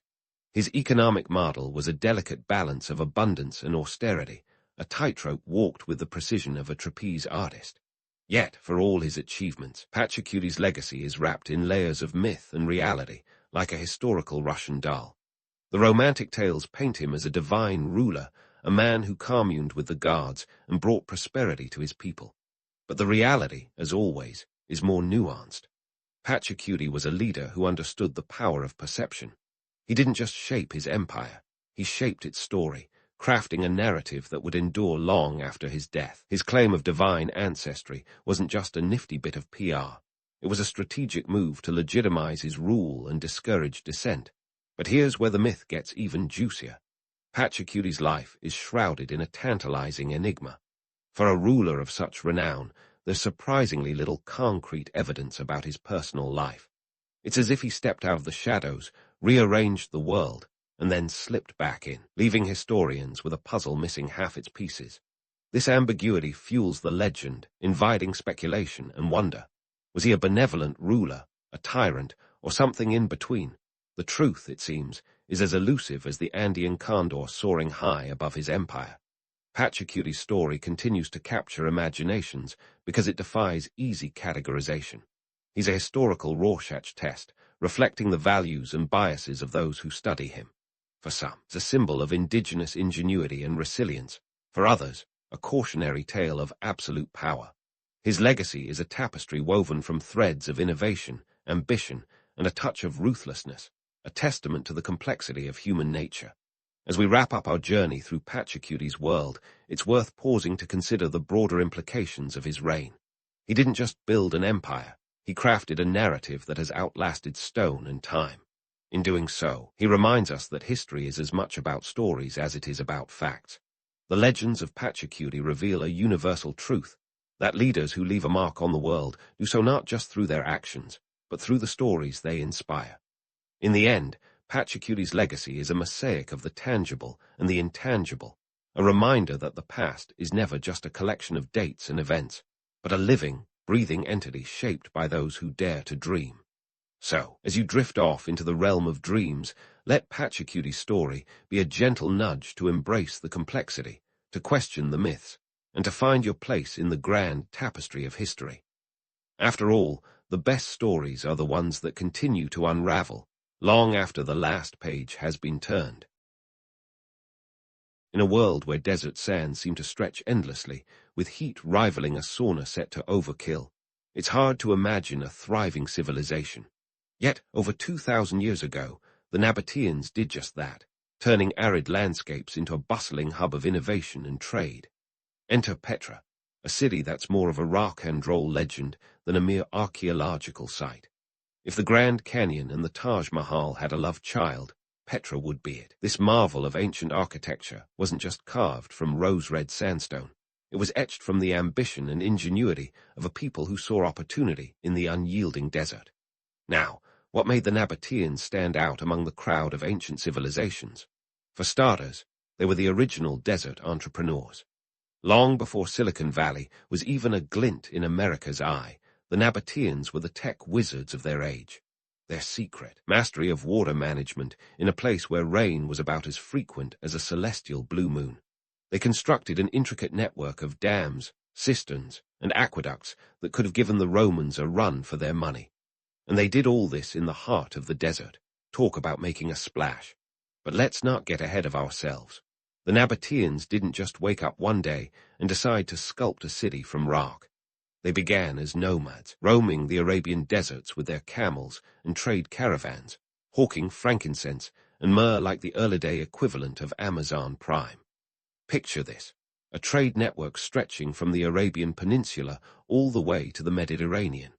We're talking thousands of miles of rugged terrain, not a GPS in sight, And yet they managed to turn these routes into veritable highways of commerce. That's like running a lemonade stand in the Sahara and becoming a global beverage tycoon.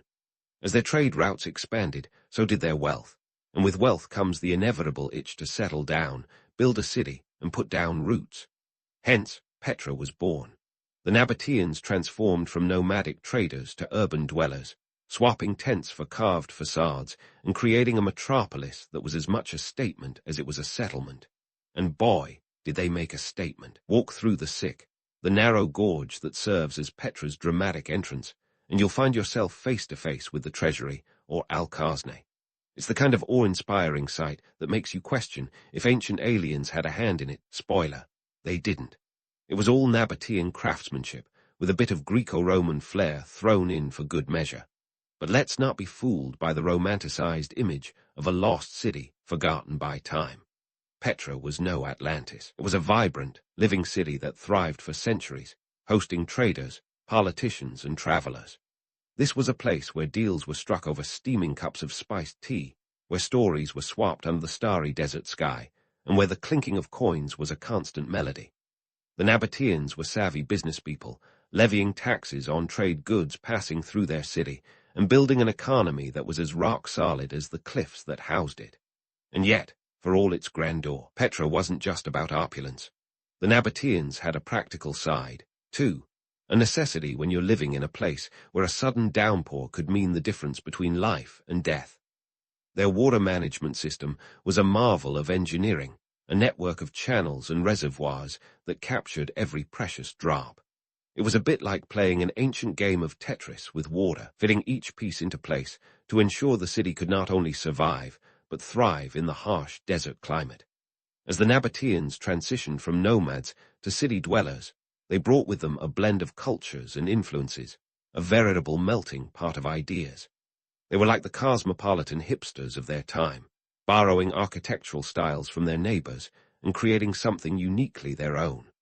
Petra is a testament to their eclectic tastes, with temples and tombs that reflect a myriad of influences, from Egyptian to Hellenistic, and everything in between.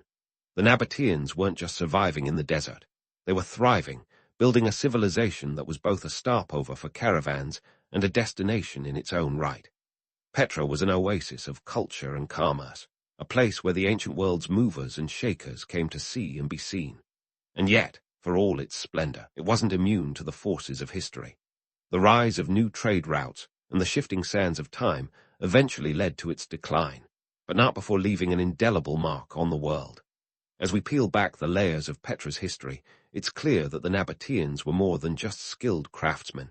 They were visionaries, dreamers who dared to carve a city out of stone and etch their legacy into the annals of history. The echoes of their achievements still resonate today, a reminder that even in the most unlikely places, human ingenuity can create wonders that stand the test of time. And speaking of legacies etched in stone, let's zoom in on Petra's piece de resistance, the treasury, or Al-Khazne. This isn't your typical piggy bank. It's the architectural equivalent of a mic drop. Standing at a whopping 40 meters tall, it's like a skyscraper by ancient standards, minus the annoying elevator music. The facade is a blend of artistic bravado and engineering genius, a mashup of Greek, Roman, and Egyptian influences that would make even the most seasoned art history buffs do a double take. Corinthian columns, friezes depicting mythological figures, and a central tholos with a circular wall. This place screams opulence with a capital O. But let's not get swept away by the grandeur just yet. The treasury's origins are shrouded in mystery, adding a dash of Indiana Jones allure to its allure. Some say it was the mausoleum of a Nabataean king, while local folklore spins tales of hidden treasures and curses, because what's an ancient marvel without a little drama? The truth, however, remains elusive, much like trying to find a parking spot in a crowded city on a Saturday night. Now, if you think the treasury is the only showstopper in Petra, think again. Just a short trek away, you'll find the monastery, or Ad-Dare, a structure that rivals the treasury in both scale and splendor. The monastery takes the notion of go big or go home to new heights, literally. At 50 meters wide and nearly as tall, it's like the treasury's burly older sibling. While it lacks some of the ornate detailing, its sheer size and strategic location atop a mountain make it a must-see for anyone with a sense of adventure and a good pair of hiking boots. The monastery was more than just a pretty facade. It's believed to have served as a temple or a venue for religious gatherings, hinting at the spiritual significance of Petra as a cultural melting pot. The Nabataeans were religiously eclectic, drawing from a pantheon that included deities from neighboring cultures, much like a Spotify playlist of the ancient world. Dashara, their chief god, was often paired with Al-Azza, a goddess of fertility, highlighting a duality that mirrored their architectural style, unifying diverse elements into a cohesive whole. Now, here's where it gets juicy. The Nabataeans might just be the ancient equivalent of Instagram influencers. Think about it. They had a knack for blending styles and showcasing their wealth in ways that were both aspirational and accessible. Petra wasn't just a city. It was a statement, a 24/7 highlight reel of prosperity and power designed to dazzle visitors and traders alike. They were masters of presentation, using architecture as a canvas to broadcast their success to the world. If they had hashtags, #DesertDynasty or #RockStarLiving would be trending. But let's not romanticize excessively. Petra's grandeur wasn't a vanity project. It was a calculated move to cement Nabataea's status as a regional powerhouse, a crossroads of commerce where East met West. The city was strategically positioned along vital trade routes, like the Incense Road, which was basically the Silk Road's spicy cousin. These routes funneled luxury goods, spices, and textiles through Petra, turning it into an economic juggernaut that would make modern Wall Street green with envy. Of course, all this architectural and economic prowess didn't come cheap. Building a metropolis from stone is no small feat, especially when your nearest Home Depot is a few millennia away. The Nabataeans employed a labor force that was likely as diverse as their architectural influences, possibly including skilled artisans from neighboring regions. These craftsmen didn't just carve facades. They etched stories into the rock, narratives that have withstood the test of time, even if the precise details have faded into the sands of Arabian folklore. But despite their achievements, the Nabataeans were not immune to the whims of fate. Their strategic brilliance and architectural flair couldn't shield them from geopolitical shifts. As new trade routes emerged and Roman influence spread, Petra's star began to wane. The city's decline was less a dramatic fall from grace and more a slow fade into the background of history, a poignant reminder that even the most rock-solid enterprises can crumble when the sands of commerce shift. In our quest to uncover Petra's secrets, we discover a civilization that was as much about innovation as it was about adaptation. The Nabataeans were trailblazers and trendsetters, navigating the complexities of trade, culture, and politics with a deftness that would put modern CEOs to shame. Their legacy is carved into the cliffs of Petra, a testament to human ingenuity and the enduring allure of the past. As we wander through these ancient ruins, we're reminded that, while empires may rise and fall, the stories they leave behind continue to captivate and inspire.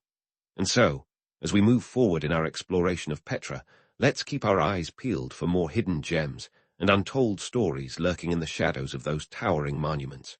Because if there's one thing the Nabataeans knew, it's that the desert is full of surprises, and the best is yet to come.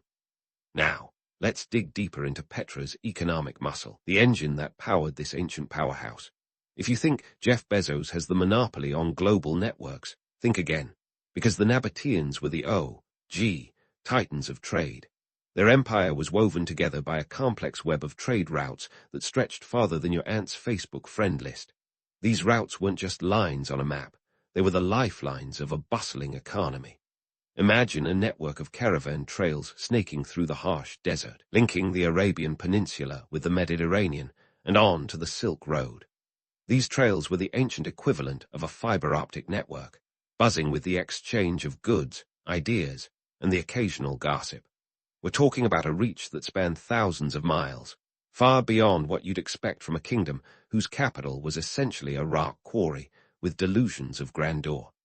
The Nabataeans' mastery of the trade game was nothing short of strategic genius. They weren't just middlemen. They were the gatekeepers of luxury goods like frankincense, myrrh, spices, and textiles. Think of them as the Amazon Prime of the ancient world, minus the drones. They controlled the flow of these precious commodities, levying taxes and tolls that would make a modern-day tax collector salivate. This wasn't just a cash grab. This was the backbone of Nabataean wealth and power.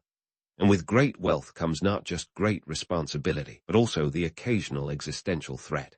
Petra's opulence wasn't just an architectural flex. It was a bold declaration of economic clout.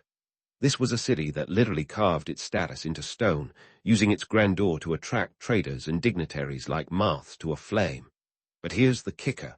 While the city's facade dazzled visitors, it was the unseen currents of commerce that truly fueled its rise. Petra wasn't just a tourist trap. It was the Wall Street of the desert, a place where fortunes were made and lost over a cup of spiced tea. But let's not gloss over the nitty-gritty. This economic powerhouse didn't magically appear overnight. It was built on a foundation of hard-nosed pragmatism and strategic foresight. The Nabataeans understood that in the harsh desert, survival wasn't just about collecting rainwater. It was about hoarding wealth and influence. They were savvy enough to create a system where every passing caravan had to pay homage. And by homage, I mean money. This wasn't just a toll booth. It was a sophisticated revenue stream that kept the city's coffers as full as a camel's hump after a long journey. Now, let's address the elephant in the room, or rather, the camel in the desert. Petra's decline has been wrapped in a shroud of mystery, spiced with legends of a city swallowed by the sands. But the truth is far less dramatic, albeit no less poignant. The rise of maritime trade routes and the expansion of Roman influence shifted the economic landscape. The Nabataeans, once the masters of the overland trade, found themselves outmaneuvered by the sea routes that bypassed their well-trodden paths. It's like having the best VHS rental business in town right before Netflix arrives. To add insult to injury, the Romans, with their insatiable appetite for expansion, eventually annexed Nabataea in 106 AD. While the transition was relatively peaceful, it marked the beginning of Petra's gradual fade into obscurity. The city, once a vibrant hub of commerce and culture, slowly dwindled as the currents of trade and power shifted away. It was less a tragic disappearance and more a slow, inevitable decline, a victim of changing times and evolving markets.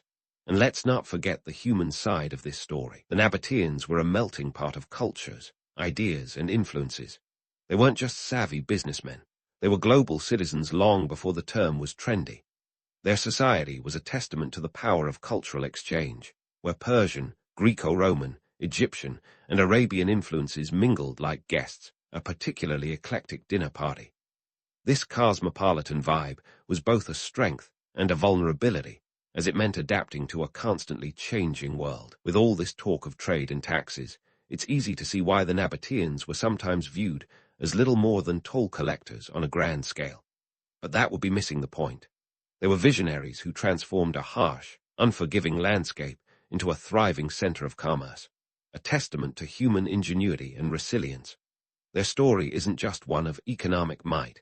It's a saga of adaptation and survival in a world where the only constant was change. As we continue to explore Petra's legacy, it's clear that the Nabataeans were more than just ancient entrepreneurs. They were pioneers who dared to dream big and carve those dreams into the sandstone cliffs of their city. Their legacy is a reminder that even in the most inhospitable environments, human creativity and ambition can create wonders that endure through the ages.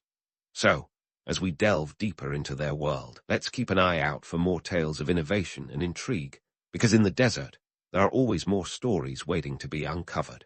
The Nabataeans were more than just savvy traders.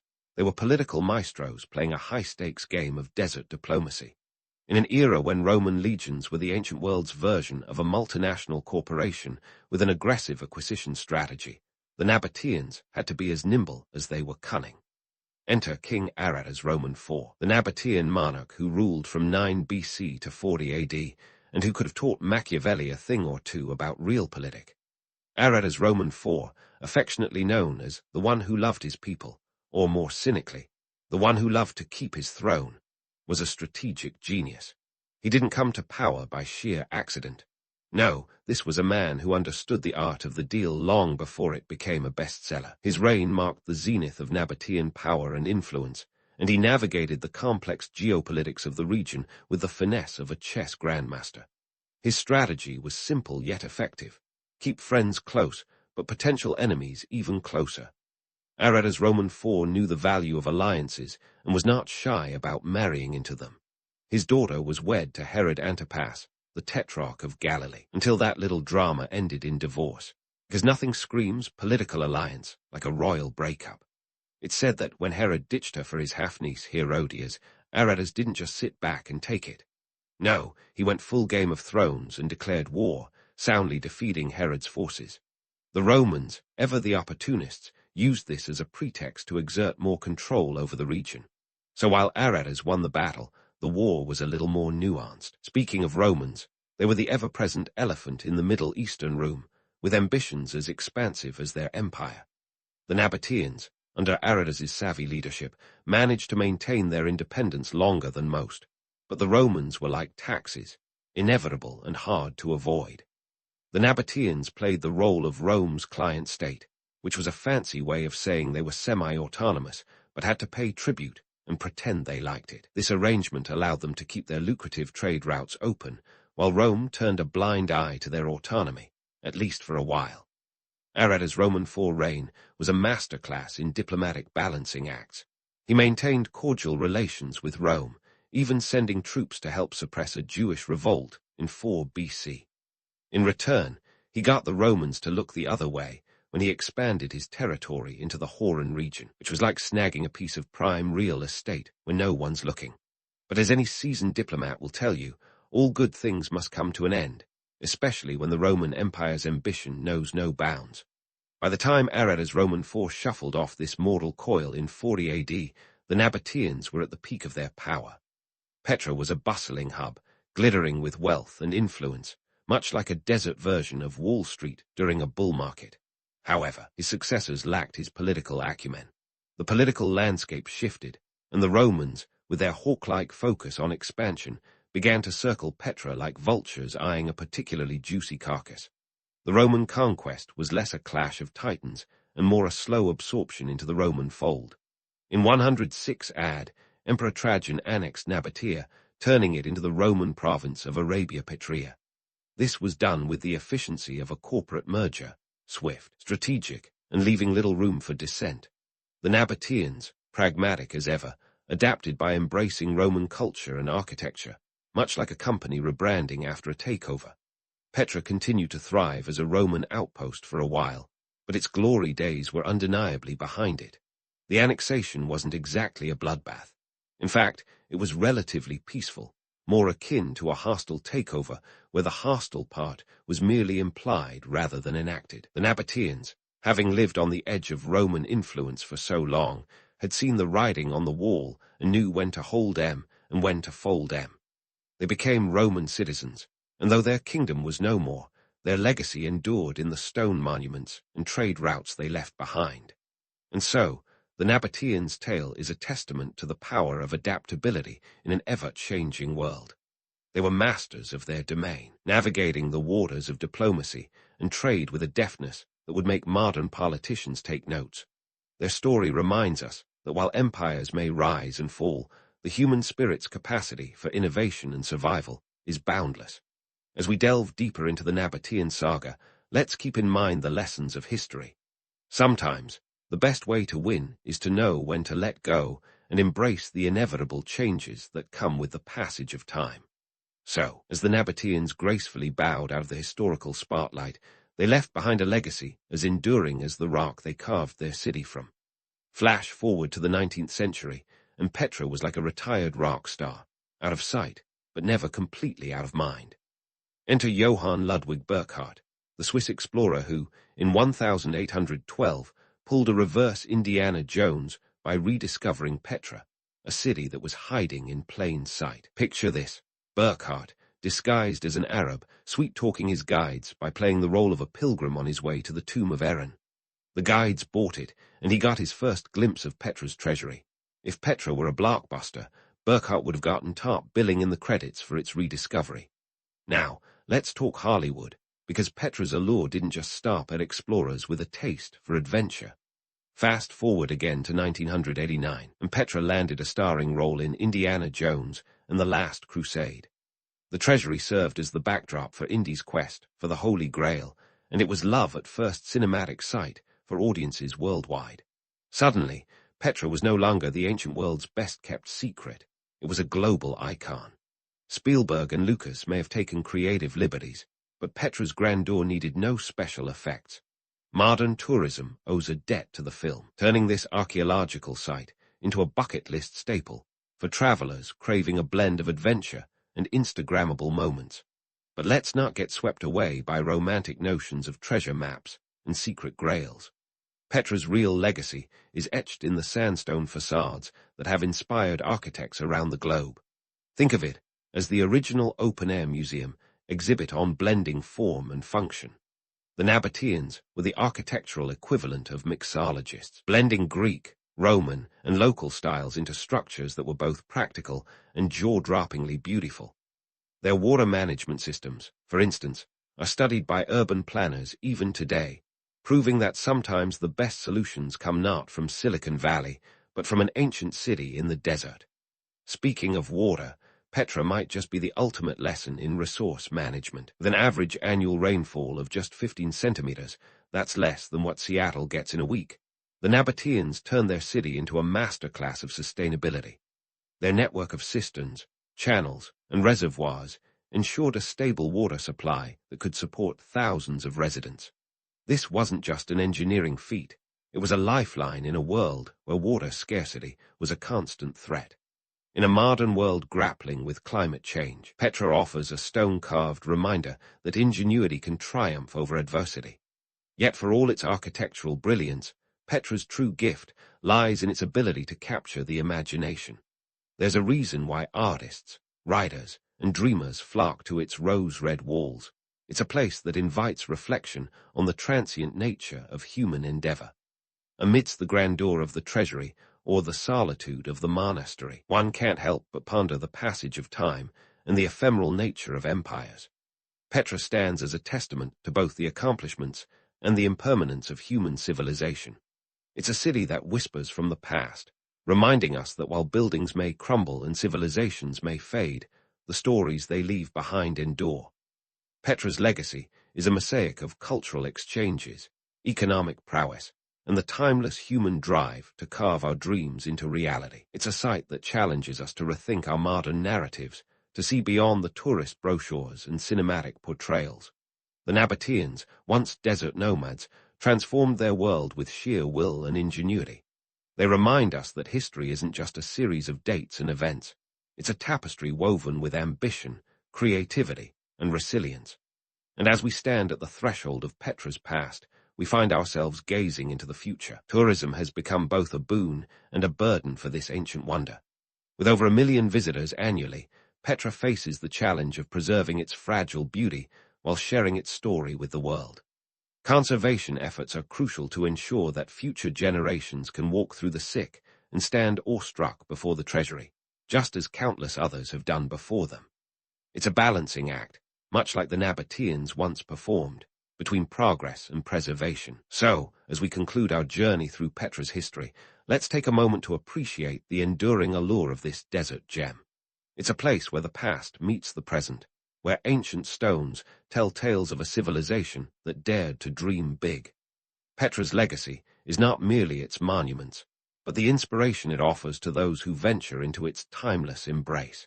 It's a reminder that while empires may rise and fall, the spirit of human creativity and ambition is as enduring as the sandstone cliffs that define Petra's landscape. And as we step back from this ancient wonder, we carry with us not just memories and photographs, but the timeless lessons of a city that defied the odds and carved its place in history. Ever hear of a guy who could turn a limp into a legacy? Meet Tamerlane, also known as Timur, born in 1336 in a small town near Samarkand. His name means iron, which is fitting because this guy was as tough as nails despite a bum leg. His early life is wrapped in enough legend to rival King Arthur, but let's cut through the fog of fiction and get down to brass tacks. Timur was born into a family of minor nobility, but we're not talking about palaces or vast estates here.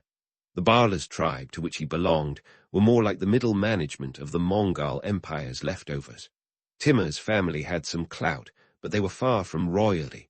Think of them as the medieval equivalent of a promising startup, enough potential to turn heads, but without the capital to make a splash. Now, what about that limp? According to one of the many stories, Timur got his leg injury from a run-in with some sheep thieves. Others say he was shot with an arrow during a skirmish. Either way, the result was the same. A lifelong limp that earned him the nickname Timur the Lame or Tamerlane. While most people would have seen this as a setback, Timur turned it into his calling card. It was like calling your fledgling tech company buggy software and somehow convincing everyone you were the next big thing. But enough about the limp. Let's talk about the leap. Timur's rise to power wasn't exactly a smooth ride on a gilded chariot. It was more like a bumpy camel ride through the desert with bandits at every turn. In the 1350s, when Timur was just a teenager, the region was a hot mess of political intrigue, warring factions, and power struggles. Sound familiar? It's basically the medieval version of a soap opera, with fewer love triangles and more sword fights. Timur saw an opportunity in this chaos. He was a sharp tactician and a keen administrator, skills that were in short supply among the local leaders who were too busy squabbling over scraps. By the late 1360, he had maneuvered himself into a position of power, first as a leader of his tribe, and then as a regional strongman. He wasn't born into power. He clawed his way to it with the determination of a cat after a laser pointer. What set Timur apart was his knack for combining military prowess with administrative acumen. He wasn't just swinging swords. He was signing treaties, forging alliances, and organizing his territories with the precision of a Swiss watchmaker. His rise was a masterclass in political chess, if every piece on the board was armed to the teeth and had a penchant for backstabbing. By the time Timur was in his 30s, he had established control over much of Transoxiana, the region between the Amu Darya and Sadaria rivers.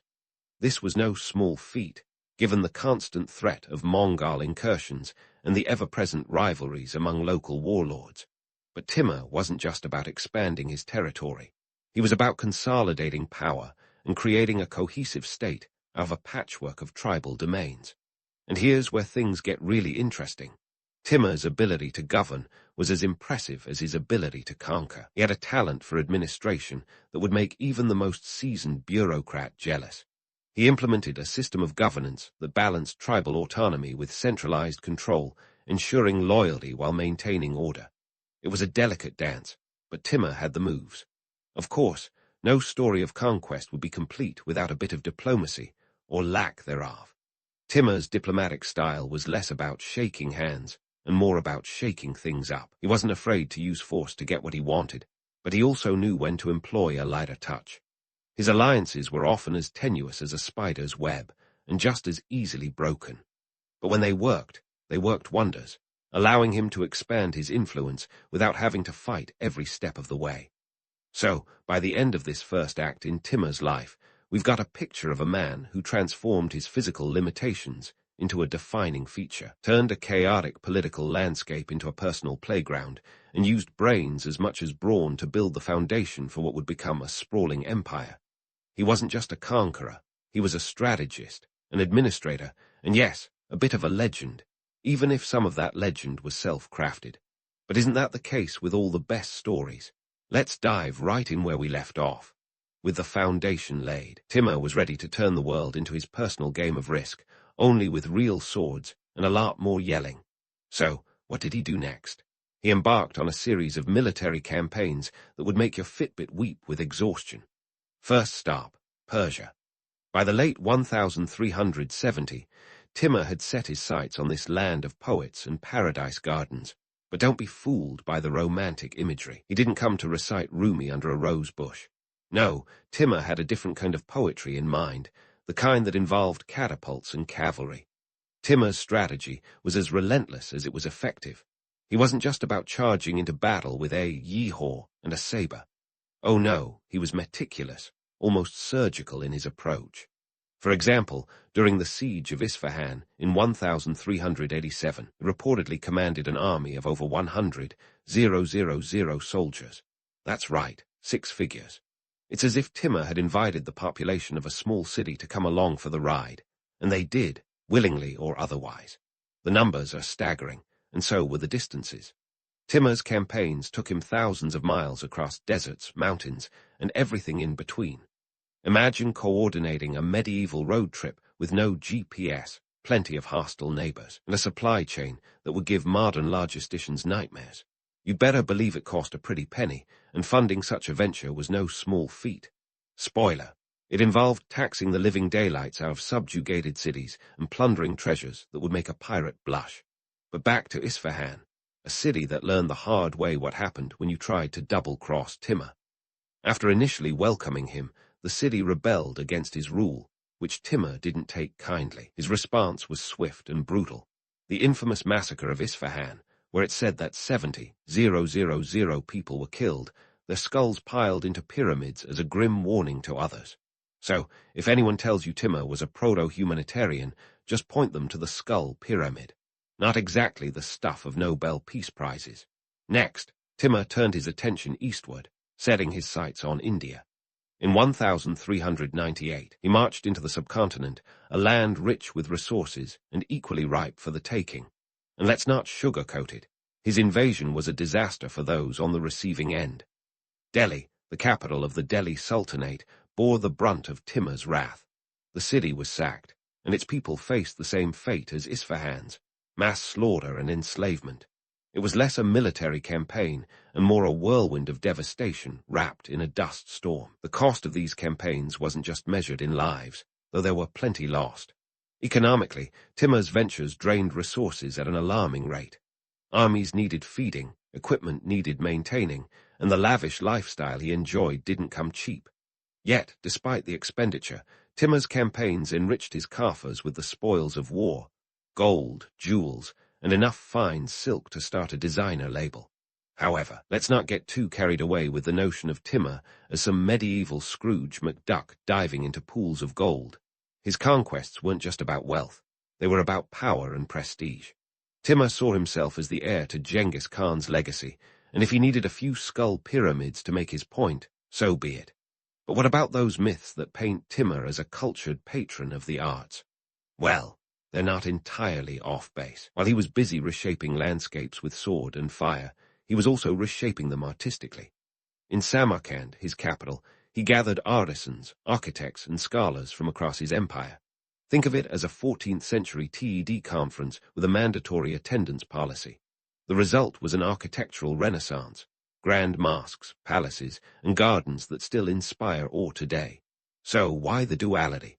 Why was Timur both destroyer and creator? The truth is, his actions were driven by a complex mix of ambition, ego, and perhaps a sprinkle of megalomania. He was a man who understood the power of image and legacy. By cultivating a reputation for both terror and tolerance, Timur ensured that his name would be remembered long after the dust had settled.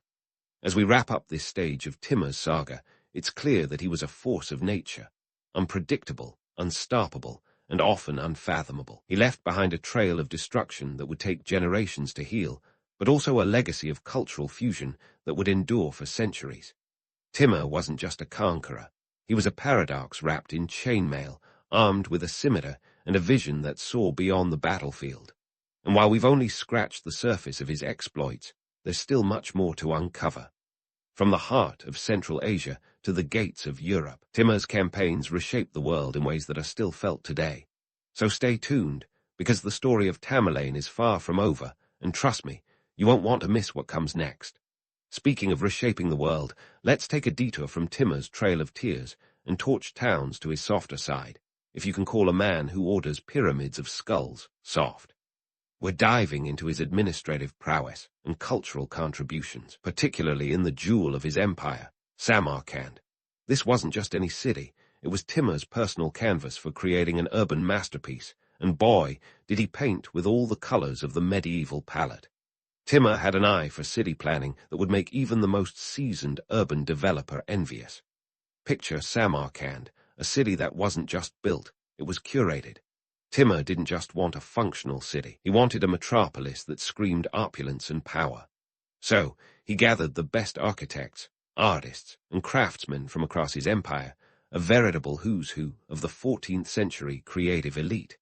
You could think of it as the medieval equivalent of assembling your own Avengers, But instead of saving the world, they were building the world's most awe-inspiring skyline. Under Timur's watchful eye, Samarkand transformed into a cultural and economic hub that was the envy of the known world. He commissioned grandiose projects like the Bibi Mosque, which, at the time, was one of the largest mosques in the Islamic world. It was a colossal architectural statement, complete with towering minarets and intricate tilework that shimmered in the sun like a jewel-encrusted crown. This wasn't just about religious devotion. It was a power play wrapped in a prayer rug. And then there was the Gur-e-Amir, Timur's mausoleum, a Taj Mahal before the Taj Mahal.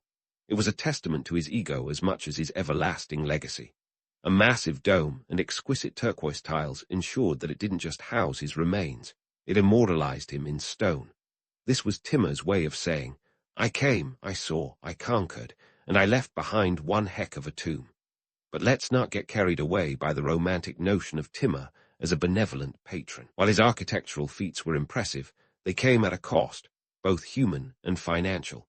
Laborers didn't exactly volunteer for these projects, and the funding often came from the same coffers that were filled by looting and taxing the life out of his conquered territories. It's like building a marble palace with your neighbor's credit card and wondering why they're not thrilled about it. Now, let's pivot to the legend of Timur as a benevolent ruler. Did his subjects genuinely adore him, or were they just too shell-shocked to express their true feelings? It's a bit of both, really. There's no denying that Timur's reign brought a certain level of stability and prosperity to his heartlands. Trade routes flourished, bringing in wealth and exotic goods that would make a modern-day hipster weep with envy. Samarkand was a bustling market, a melting pot where East met West in a cacophony of languages, spices, and silk. But scratch the surface, and you'll find a more complex picture. Timur's rule was as much about fear as it was about favor. His subjects knew that rebellion was a one-way ticket to Skull Pyramid City, and dissent wasn't just discouraged, it was decapitated. So when we talk about his benevolence, it's essential to remember that it was often enforced with an iron fist, and probably a couple of scimitars for good measure. Despite, or perhaps because of, his fearsome reputation, Timur's legacy has endured in Central Asia.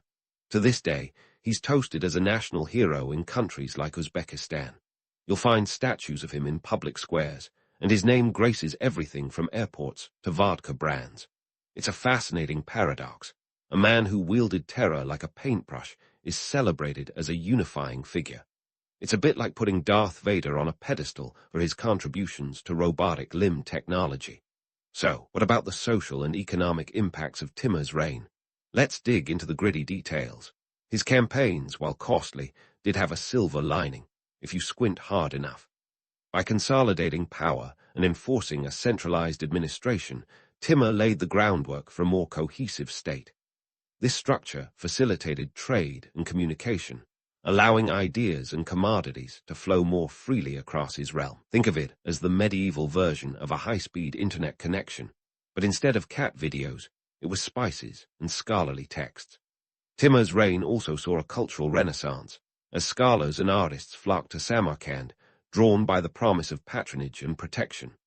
The city became a crucible of intellectual and artistic activity, a place where Persian, Arab, and Turkic influences collided to create something greater than the sum of its parts. It was a time of innovation in science, literature, and the arts, a golden age built on a foundation of conquest. Yet, for all the cultural flourishing, the economic cost was considerable. The empire's wealth was heavily reliant on the spoils of war and the labor of subjugated peoples. Timur's campaigns drained resources at an alarming rate, and the constant need for expansion put a strain on the empire's infrastructure. It was a delicate balancing act, and one that would eventually tip after his death. In the end, Timur's legacy is a tapestry woven with threads of glory and gore, of culture and conquest. He was a man who could commission a masterpiece in the morning and demolish a city by afternoon. His story is a testament to the complexity of human ambition, a reminder that history's heroes are often villains in disguise, and that sometimes the line between creation and destruction is as thin as a blade. As we pause here, with Timur's empire at its zenith, remember that there's still more to unravel. From the heights of Samarkand's minarets to the depths of its dungeons, Timur's story continues to intrigue, to inspire, and to caution. So, stay tuned for the next chapter, because trust me, the saga of Tamerlane is far from over. As we pause here, with Timur's empire at its zenith, remember that there's still more to unravel. From the heights of Samarkand's minarets to the depths of its dungeons, Timur's story continues to intrigue, to inspire, and to caution. So, stay tuned for the next chapter, because trust me, the saga of Tamerlane is far from over. And that's where the plot thickens, folks. When Timur took his final blow in 1405, the Timurid Empire was like a top-heavy Jenga tower, impressive to behold, but teetering dangerously. Timur had left behind a legacy as sprawling as a Game of Thrones map, but with one significant oversight. He didn't leave behind a will. A pretty glaring omission for a guy who planned everything else with the precision of a Swiss watch. His empire was a precious heirloom thrown into a pit of hungry heirs, and let's just say the scramble that followed wasn't exactly a model of family unity. Picture this. Timur's descendants were like a pack of hungry wolves eyeing the same juicy steak. His sons and grandsons snapped at each other, each convinced they had a divine right to rule. The empire fragmented faster than you can say, succession crisis, and the power plays were as brutal as they were baffling. Shah Rukh, one of Timur's sons, emerged as a significant player in the aftermath. He managed to hold onto the heartland of Khorasan, a region that was a geopolitical hotspot long before anyone thought to call it that. Shah Rukh, unlike his father, had a knack for diplomacy over devastation, a refreshing change of pace for the Timurid brand. He was a bit like the office manager who comes in to clean up after a particularly wild company party. While he wasn't as fond of skull pyramids as his dad, he wasn't above using a little force to keep things in line. His reign saw attempts to stabilize the empire, but let's not kid ourselves. It was like trying to keep a sandcastle intact during high tide. Meanwhile, Ulugh Beg, Shah Rukh's son, decided that being an emperor wasn't enough of a challenge and dove headfirst into the world of astronomy. He was the Carl Sagan of his time, minus the turtleneck. Ulugh Beg built an observatory in Samarkand that was the envy of the scientific world. He mapped the stars with a level of accuracy that had future astronomers borrowing his homework. But spoiler alert, his celestial aspirations didn't save him from the earthly squabbles of power. His story ended not with a bang, but with an assassination in 1449, courtesy of his own son. Family reunions must have been awkward, to say the least. The Timurid Empire, under these successive rulers, was like a reality TV saga that never got its reunion episode. Every time a power struggle simmered down, a new one boiled over. The empire was an architectural marvel, but its political structure, more like a house of cards in a wind tunnel. By the mid-15th century, it was clear that the days of vast territorial expansions were over. The Timurid rulers were playing defense, and not the kind that wins championships. Economically, the empire faced obstacles that even Timur's legendary treasury couldn't solve. The cost of constant power struggles, combined with maintaining a lavish court and funding grandiose projects, drained resources faster than a leaky bucket. Trade routes, once bustling under Timur's watch, became unpredictable as regional instability turned them into perilous ventures. Think of it as the medieval equivalent of a stock market crash. Investors, or, in this case, merchants, were jittery, and for good reason. Now, let's tackle some myths. The Timurids are often romanticized as patrons of a golden age of art and science, and while that's partly true, it wasn't all enlightenment and Enlightenment-era coffee houses. The cultural flourishing in Samarkand came at the expense of the empire's political cohesion. Artisans and scholars thrived, but their patrons were rulers juggling too many swords.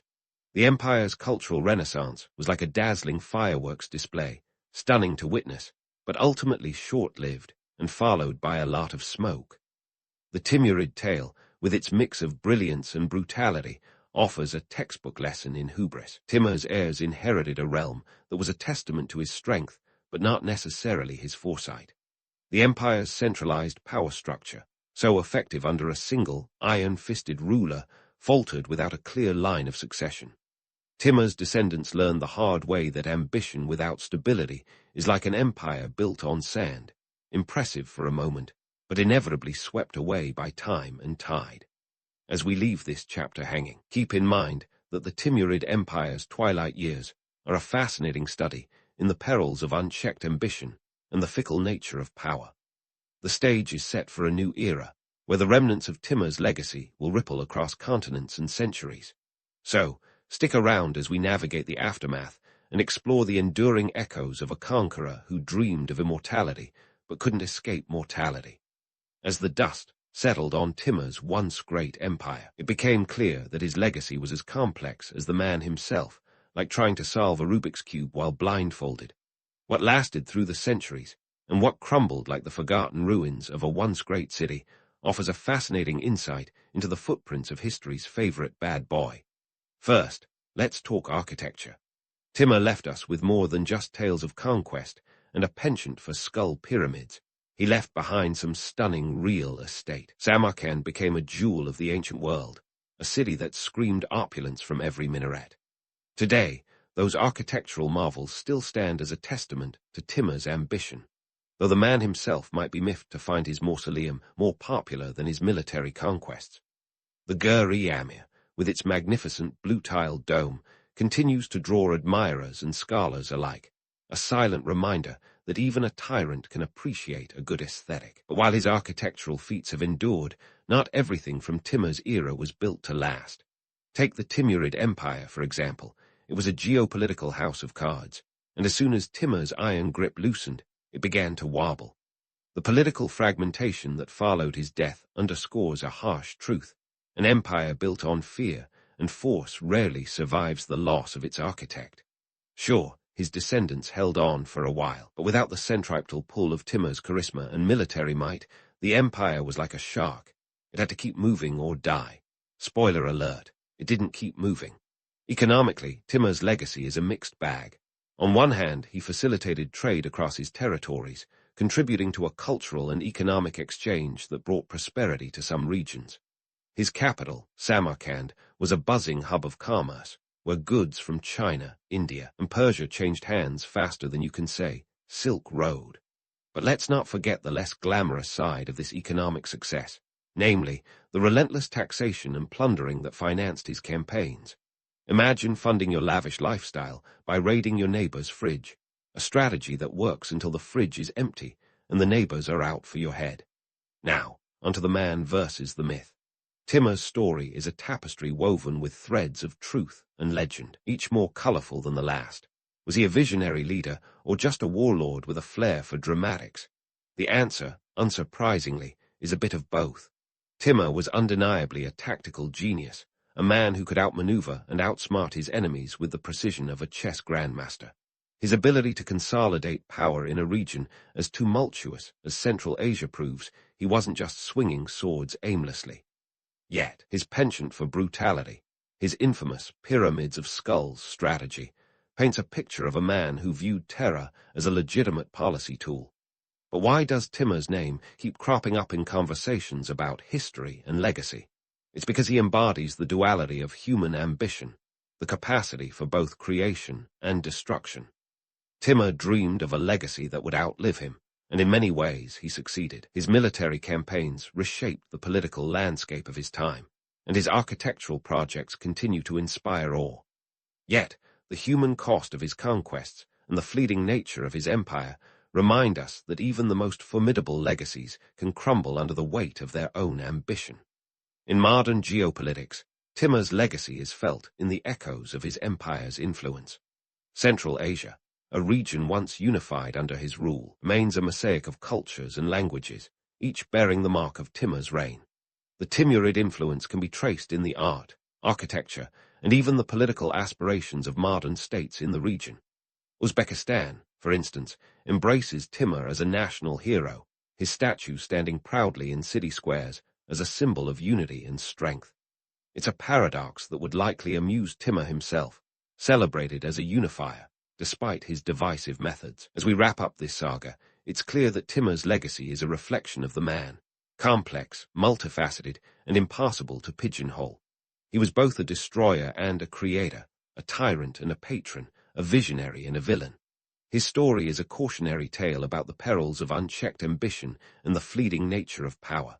But it's also an inspiring reminder of human potential, the ability to leave a mark on the world, for better or for worse.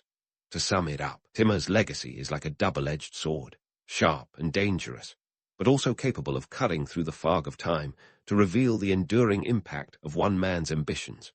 So next time you find yourself wandering through the streets of Samarkand or pondering the rise and fall of empires, spare a thought for Timur, a man whose legacy is as enduring as it is enigmatic. And remember, in the grand tapestry of history, even the most formidable figures are just threads, woven into a story far greater than themselves. It's 1879, and you're standing on the edge of a continent where history is about to do what it does best: get messy. Welcome to Southern Africa, a region simmering with tension and ambition, like a pot of stew that's one ingredient away from boiling over. Here, two powerhouses are eyeing each other across the landscape: the British Empire, with its insatiable hunger for expansion, and the Zulu Kingdom, a society as formidable as it is misunderstood. Now, let's talk about the British. By 1879, these guys have more colonies than they know what to do with. The Union Jack is fluttering from the Caribbean to the Indian subcontinent, and Southern Africa is next on the shopping list. Why? It's all about resources and influence. The Brits are like that friend who can't stop collecting stamps. They have to have the whole set. Diamonds and gold are just tantalizing enough to make the British salivate over the land that the Zulus call home. Speaking of the Zulus, let's dig into who they are. Led by King Cetshwayo, the Zulu Kingdom is a well-oiled military machine. Remember those scenes in movies where armies march in perfect formation? The Zulus were doing that long before Hollywood made it look cool. Their society is structured around regiments known as amabatho, and every man knows his place in the intricate hierarchy. It's a system that prizes discipline and unity, values that make the Zulu warriors exceptionally tough opponents. But don't let the organized front fool you. Zulu culture is rich with traditions, and their communities are vibrant with music, dance, and storytelling. Yet, for all their strength, cultural misconceptions abound. The British see the Zulus as noble savages, a dangerous underestimation. Meanwhile, the Zulus view the British as an intrusive, if technologically advanced, oddity. Both sides are guilty of assuming things that would make a modern-day anthropologist cringe, and these misunderstandings are about to set the stage for conflict. Here's the kicker. The British don't just waltz in and start waving guns around. Instead, they issue an ultimatum to King Cetshwayo in December 1878. Demands are outrageous. Dismantle the Zulu military system, accept British oversight, and basically kiss your independence goodbye. It's the diplomatic equivalent of asking someone to hand over their house keys because you like their kitchen. Naturally, Cetshwayo refuses. Now, you might wonder why the British even bothered with the ultimatum. Was it a formality or a misguided attempt at diplomacy? Maybe both. The British High Commissioner for Southern Africa, Sir Bartleford, is the architect of this ultimatum. Think of him as the bureaucrat who really wants to make a name for himself, even if it means lighting a match in a room full of gunpowder. Freer believes that a conflict is inevitable, so he might as well be the one to start it on his terms. Enter the Zulu military organization. If you're looking for a masterclass in military tactics, look no further. The Zulu warriors, or impi, are no ragtag band of fighters. They are equipped with short stabbing spears called iklua and large cowhide shields that are as much a part of their identity as their armor. And let's not forget the buffalo horn formation, a tactical masterpiece that encircles the enemy, leaving them no choice but to fight on Zulu terms. It's like a game of chess, except the pieces are alive and very, very deadly. So why does this all matter?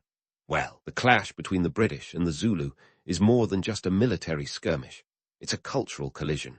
The Zulus are fighting for their survival and way of life, while the British are driven by imperial ambition and a hefty dose of arrogance.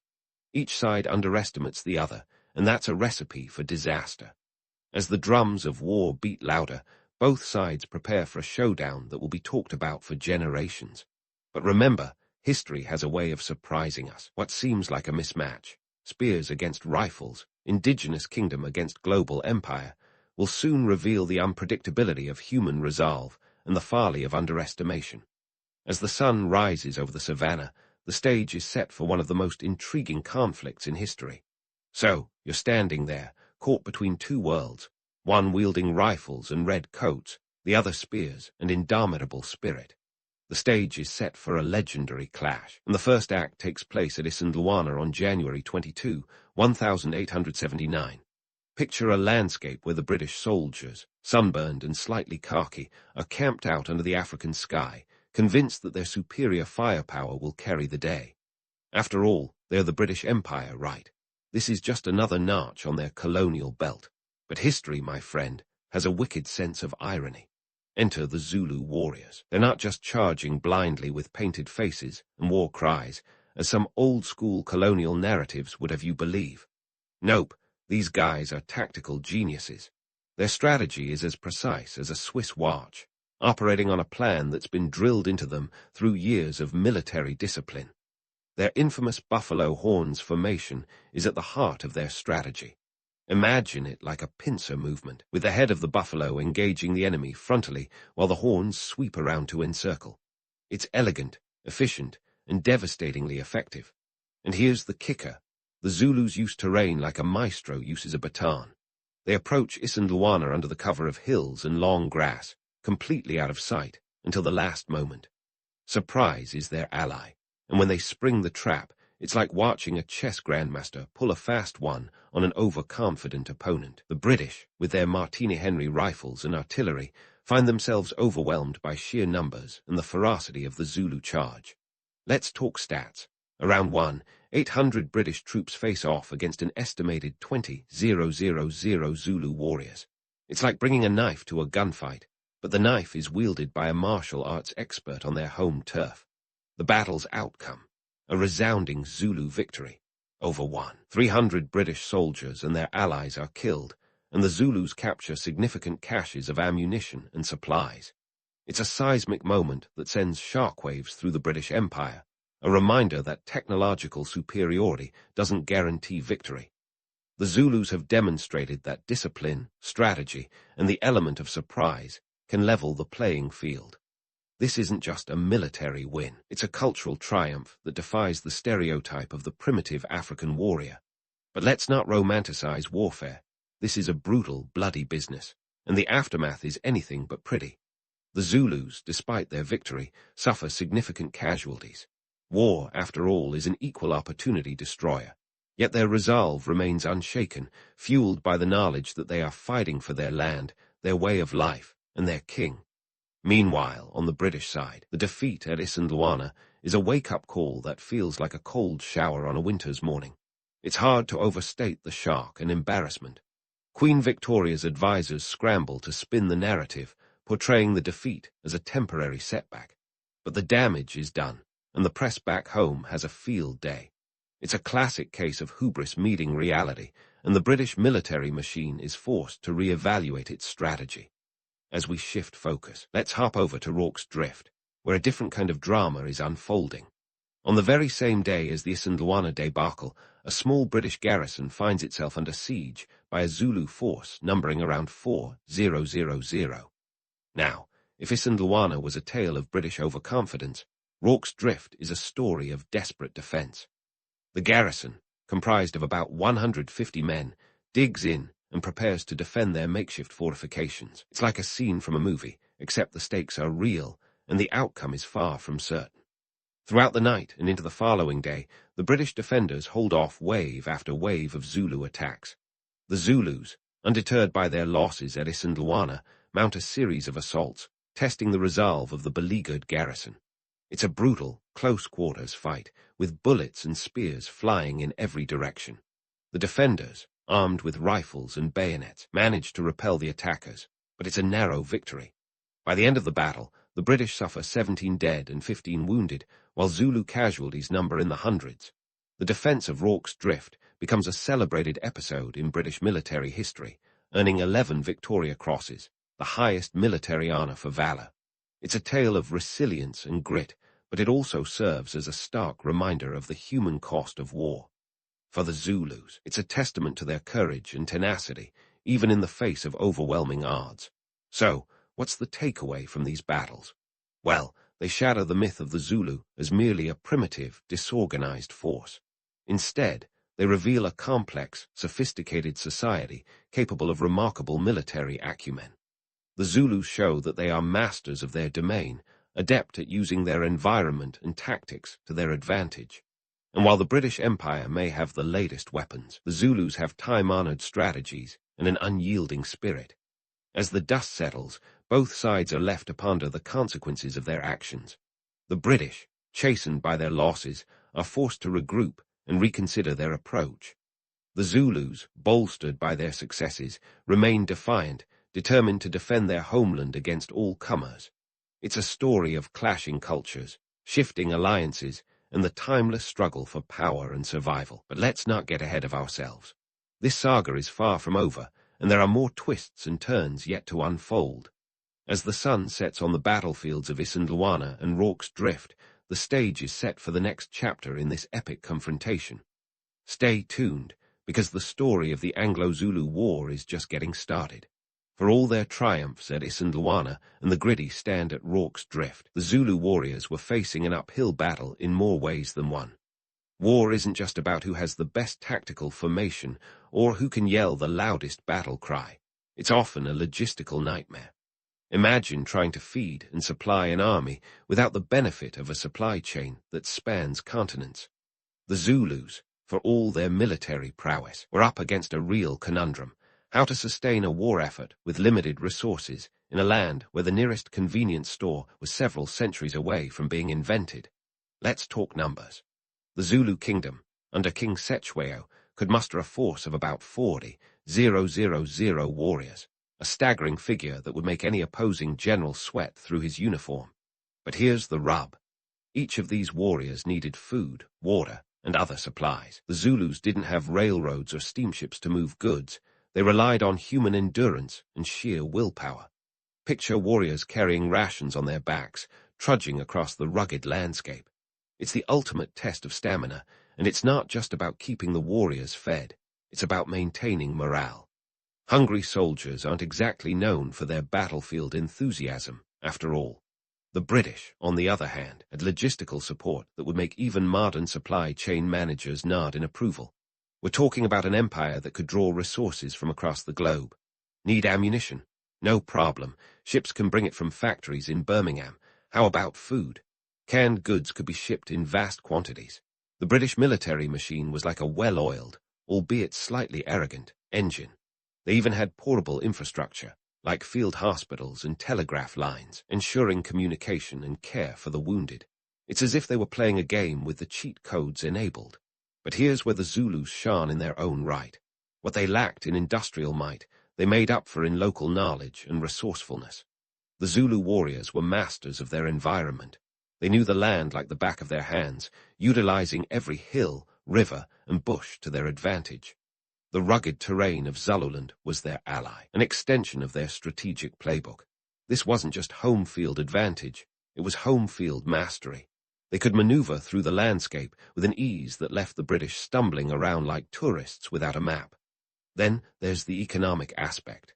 War is expensive, even if you're not paying for state-of-the-art weaponry.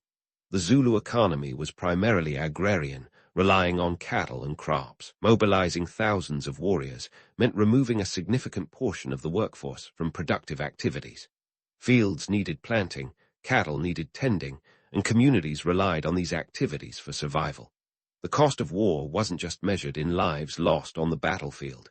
It was a strain on the very fabric of Zulu society. Meanwhile, the British had the financial backing of an empire. They could tax their colonies, draw on the Industrial Revolution's wealth, and finance their military campaigns with loans that would make modern-day fiscal hawks quiver.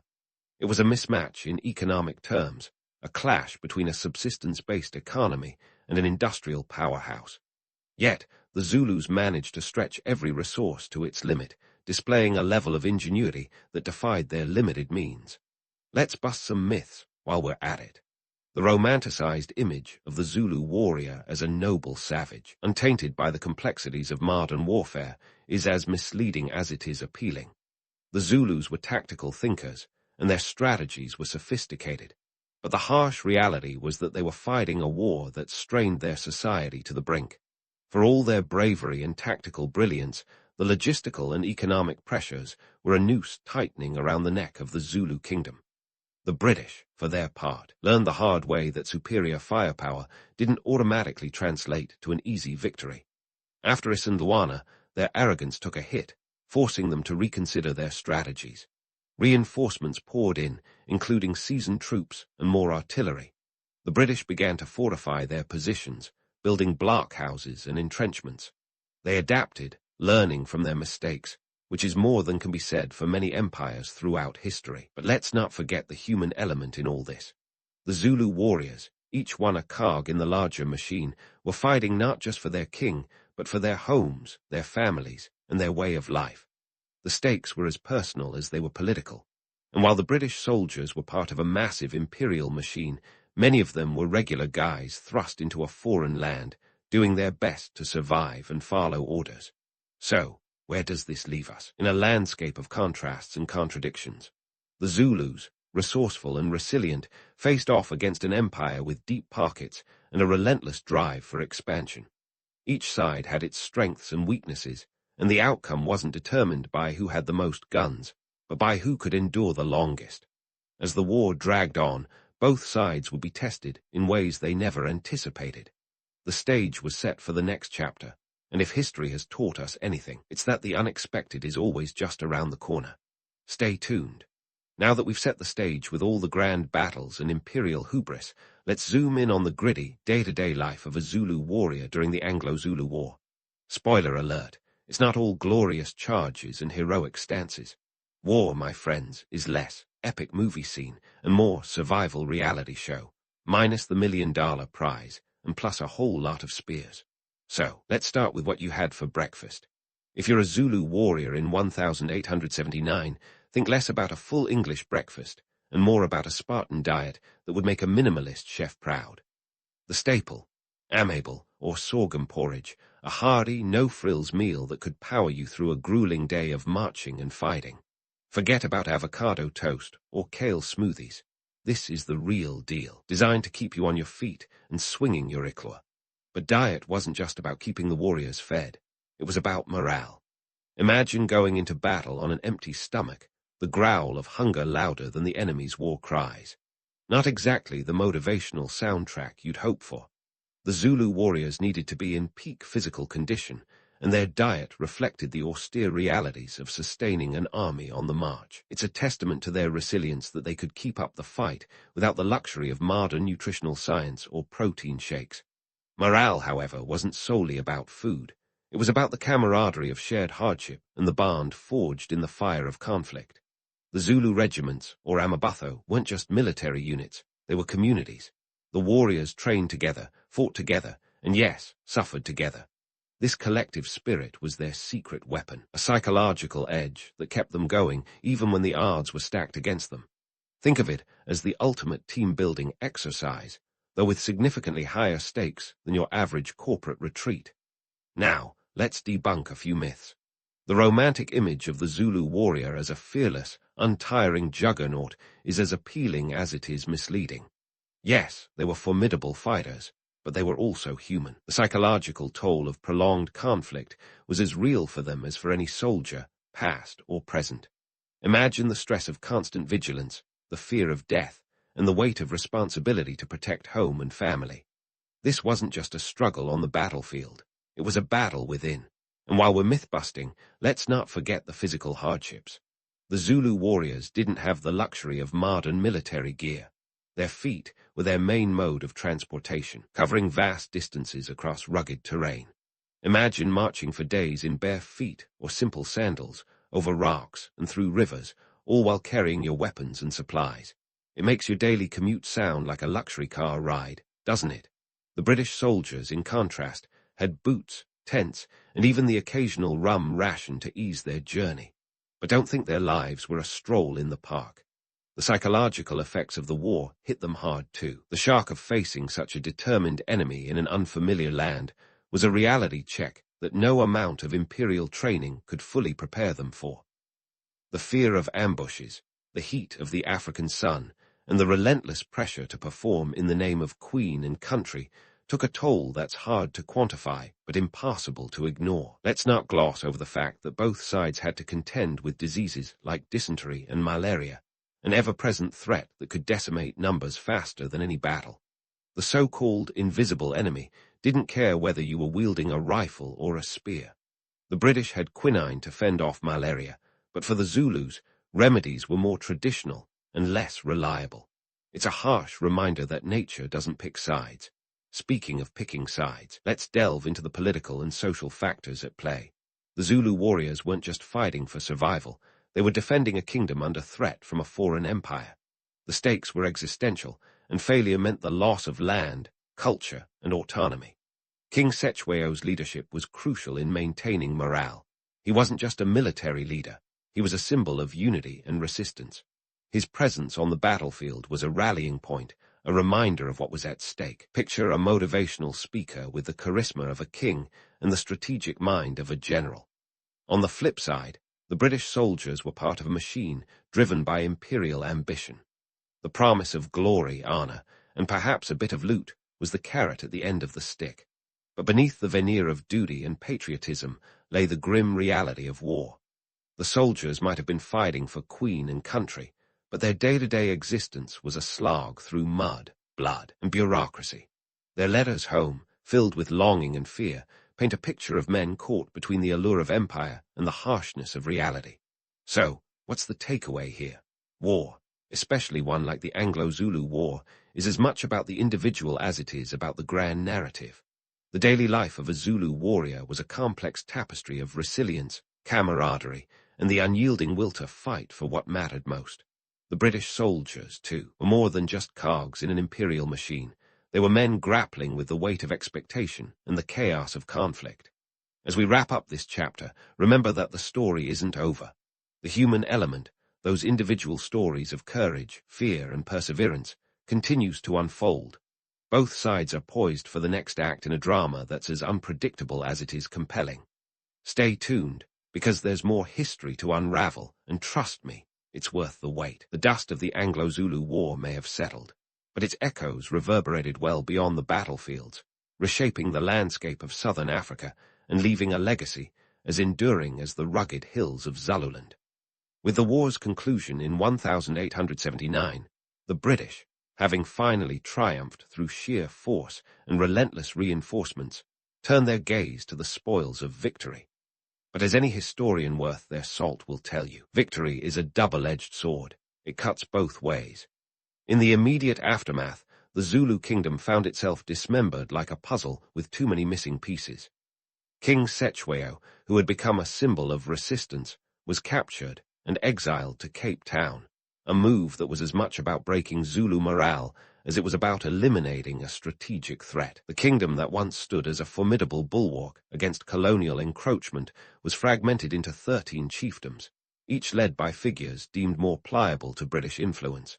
It was the classic divide-and-conquer strategy, straight out of the imperial playbook. And while it might sound like a Machiavellian masterstroke, in reality, it sowed discord and instability, leaving the region in a state of perpetual tension. The British, meanwhile, had more than just a new territory to manage. They had a reputation to salvage.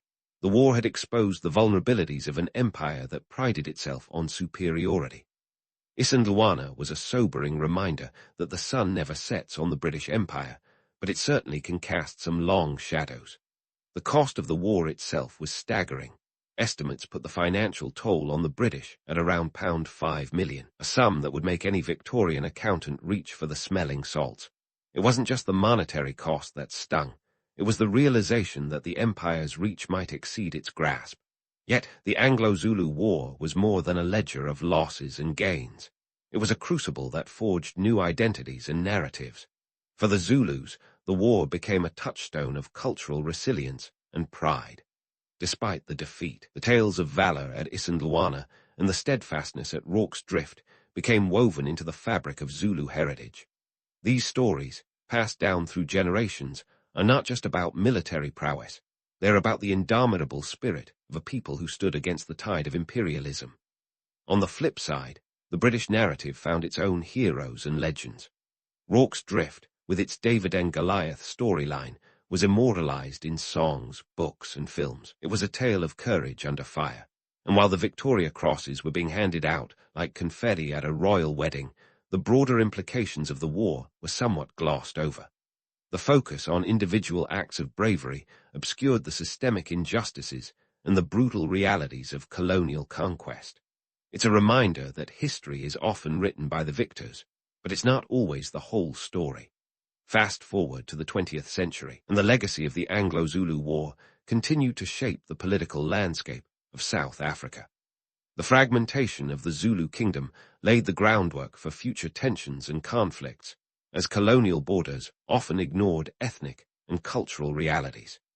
The echoes of this war can be heard in the struggles against apartheid and the ongoing quest for identity and autonomy in a post-colonial world. Understanding this history isn't just about unraveling the past, it's about informing the present and inspiring the future. Let's tackle some of the enduring myths while we're at it. The romantic notion of the Zulu warrior as a noble savage, untouched by the complexities of modernity, is as appealing as it is simplistic. The Zulus were a sophisticated society with a complex social structure and a keen understanding of strategy and diplomacy. Their defeat was not the result of any inherent inferiority, but a reflection of the overwhelming might and resources of an industrialized empire. The British, for all their technological advantages, underestimated their opponent's resolve, a mistake as old as warfare itself. And here's where it gets interesting.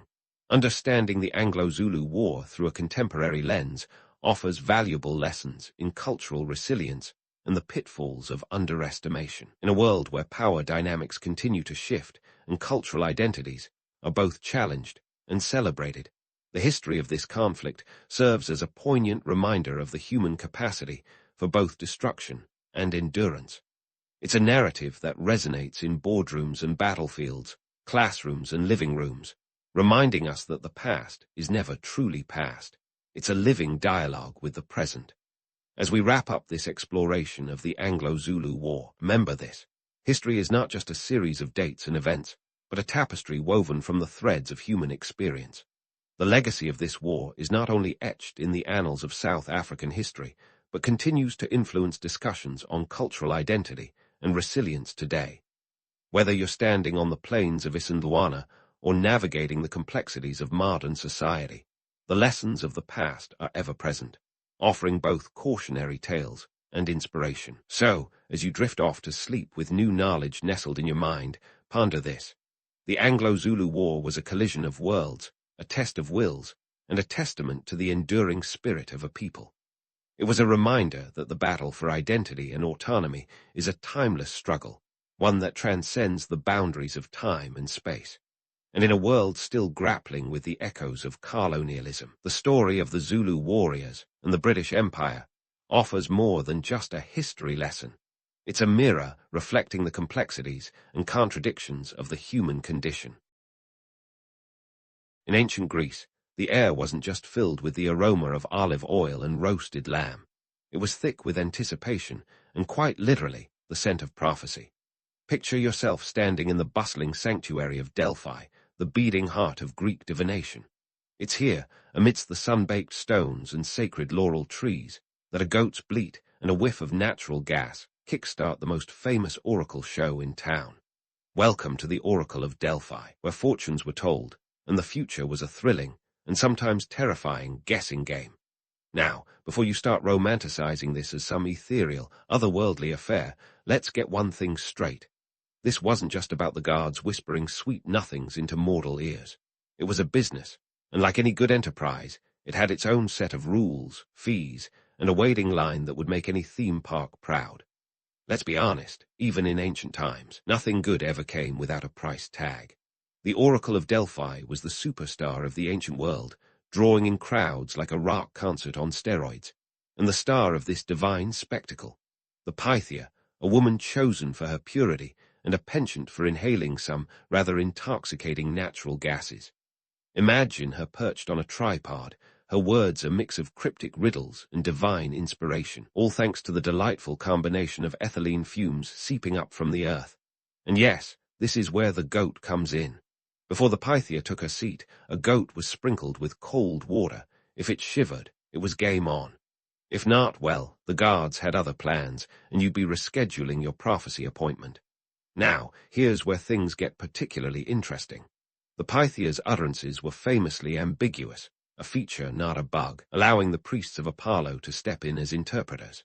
Think of them as the ancient world's PR agents, crafting these divine mutterings into fortunes that could sway everything from your weekend plans to the fate of entire city-states. Want to know if you should go to war? Consult Delphi. Wondering if your crops will survive another season? Delphi's your oracle. It was the ultimate decision-making app, albeit a bit more mystical than your average weather forecast. Of course, all this wisdom didn't come cheap. Consulting the oracle involved a hefty fee, more than a month's wages for a common laborer. And let's not forget the travel costs. Delphi was no centrally located hotspot. It was tucked away in the mountains, a good 100 miles from Athens. So you'd best be committed to your quest for knowledge, because this pilgrimage was a full-on expedition. Once you arrived, you didn't just waltz into the temple. Oh no, there was a queue system reminiscent of a modern amusement park. First in line, the proxenoi, or city representatives, who basically had the equivalent of a fast pass, thanks to their diplomatic ties. Everyone else, you'd wait your turn, possibly for days, camping out under the Greek sky, swapping stories, and maybe a little wine with fellow seekers of truth. But before you start feeling nostalgic for this ancient wisdom, remember, the oracles weren't just dispensing personal fortune cookies. Their pronouncements could alter the course of history. Take Croesus, the fabulously wealthy king of Lydia. He asked the oracle if he should go to war with Persia. The answer: if you cross the river, a great empire will fall. Croesus, overflowing with hubris, took this as a green light. Spoiler, it was his empire that crumbled, not the Persians. Talk about a plot twist. Yet, despite these occasional misfires, or perhaps because of them, the mystique of Delphi persisted for centuries. It was a place where the divine met the mundane, where a simple peasant and a mighty king stood equal in the eyes of the gods, as long as they could pay the fee. And that is what made Delphi tick, its ability to blend the spiritual with the pragmatic, the sacred with the profane. So, as you stand there, imagining the ancient crowds, the whisper of the wind through the olive trees, and the faint echo of a goat's bleat in the distance, remember that Delphi was more than just a mystical heartline to the gods. It was a place where belief met commerce, where the future was as much about interpretation as inspiration. And that, my friend, is what makes the story of Delphi as captivating today as it was back then. But let's not get too swept away by the mystical allure of Delphi's oracle. It's time we dig into the nitty-gritty of how the prophecy was made. You see, before the Pythia could deliver her otherworldly insights, she had a routine as peculiar as it was essential. First off, there was cheese. Yes, cheese. The Pythia was required to nibble on a sacred cheese offering before stepping into her prophetic role. It's not like we have a Yelp review from her on whether it was Gouda or more of a feeder situation, but it was an ancient ritual nonetheless. Then came the bath. Not just any bath, mind you, but a purifying dip in the Castalian spring, a sort of spiritual reset button. Think of it as the world's most sacred spa day, ensuring the Pythia was squeaky clean, both physically and spiritually, before communing with the divine. After her soak, she was adorned with laurel leaves, a nod to Apollo, the god of prophecy. These leaves, plucked from the sacred groves, were more than just fashion accessories. They were believed to heighten her connection to the gods. It's like wearing a Bluetooth headset for divine messages, except leafier. Now, let's talk about the politics swirling around this whole operation. The oracle wasn't just a heartline to the heavens. It was an instrument of power. Behind the scenes, the priests of Apollo were the puppet masters, wielding influence like a conductor with an orchestra. They knew that the Pythia's ambiguous statements were their bread and butter, so they crafted interpretations that could sway the fates of city-states and kings. Imagine being able to control outcomes without ever taking the stage yourself. It's a politician's dream come true. And ambiguity, that was Delphi's secret sauce. Take the famous prophecy given to Croesus. The beauty, or perhaps the devilry, was in its vagueness. If you cross the river, a great empire will fall. It was genius in its simplicity. If Croesus won, the oracle was right. If he lost, the oracle was still right. After all, the prophecy never specified which empire. This strategic ambiguity kept the oracle's reputation as bulletproof as a Spartan shield. You've got to admire the craftiness. It's like predicting rain at some point in the future in England. A surefire bet. Let's not forget the economic engine that powered this entire operation. The oracle wasn't just a mystical gig, it was a full-blown industry. The fees were steep, equivalent to more than a month's wages for a laborer, not including the travel expenses and obligatory gifts to the temple. The gift-giving was a crucial part of the process. It was like tipping your barista to ensure your latte art is on point, but with infinitely higher stakes. The more generous your gift, the better your spot in the prophecy queue. It's a tale as old as time. The more you pay, the more you slay, or at least, the quicker you get your fortunes told. Yet despite the hefty costs, the allure of Delphi was irresistible. For many, the oracle was a beacon of hope, a chance for divine intervention in a chaotic world. But it was also a gamble, one where the house always had the edge. The priests knew how to play the game, and they played it well, ensuring that Delphi remained the epicenter of the ancient world's spiritual and political life. So, as you picture the Pythia perched upon her tripod, inhaling those intoxicating fumes, remember that the story of Delphi is one of power cloaked in mystery. It's a reminder that throughout history, those who control the narrative often control the world. And in Delphi, that control was as intricate and enigmatic as the prophecies themselves.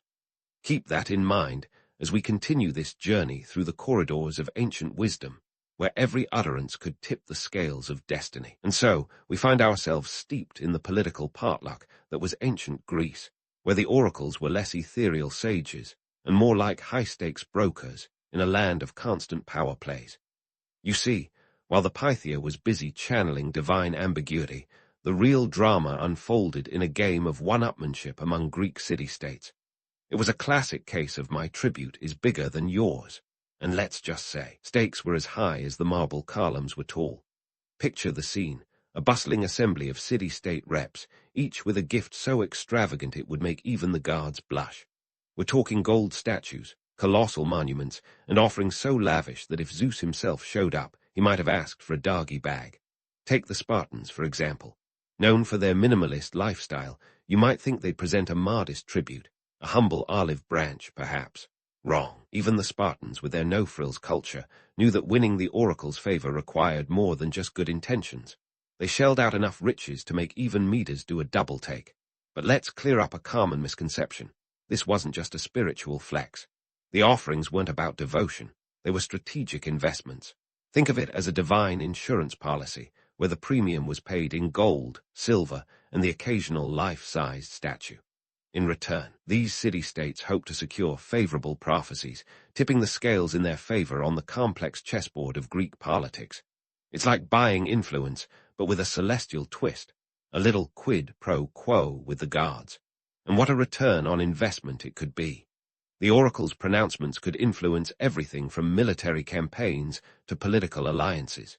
Take the Persian Wars, for instance. Athens and Sparta weren't just squaring off against the Persian Empire. They were also competing for the oracle's blessing. The stakes were nothing short of existential. Imagine betting your city-state's future on the whims of a woman inhaling hallucinogenic vapors. It's a bit like rolling the dice on a roulette table, except the house always had the cryptic answer. Now, let's not overlook how the oracle played the field. In the Persian Wars, Delphi managed to diplomatically walk the tightrope, offering cryptic advice that allowed them to stay in the good graces of both sides. They told the Athenians to trust in their wooden walls, a reference cleverly interpreted as their navy, a crucial element in their eventual victory at the Battle of Salamis. Meanwhile, the Persians were given their own set of prophecies, keeping the oracle's neck out of the proverbial noose no matter who won. This duality was the secret source of Delphi's enduring influence. By providing just enough ambiguity to be open to interpretation, the oracle could maintain its reputation as a neutral party, even when the stakes were sky-high. It's a bit like watching a skilled politician dodge a question during a debate, masterful in its vagueness, yet undeniably impactful. And let's talk economics, shall we? The flow of wealth into Delphi was more than just a trickle. It was a veritable river of riches. The oracles were the ancient world's power brokers, their temples the vaults of untold wealth. An entire economy sprouted up around the oracle's operations. Artisans, builders, and merchants all thrived on the fringes of these spiritual transactions.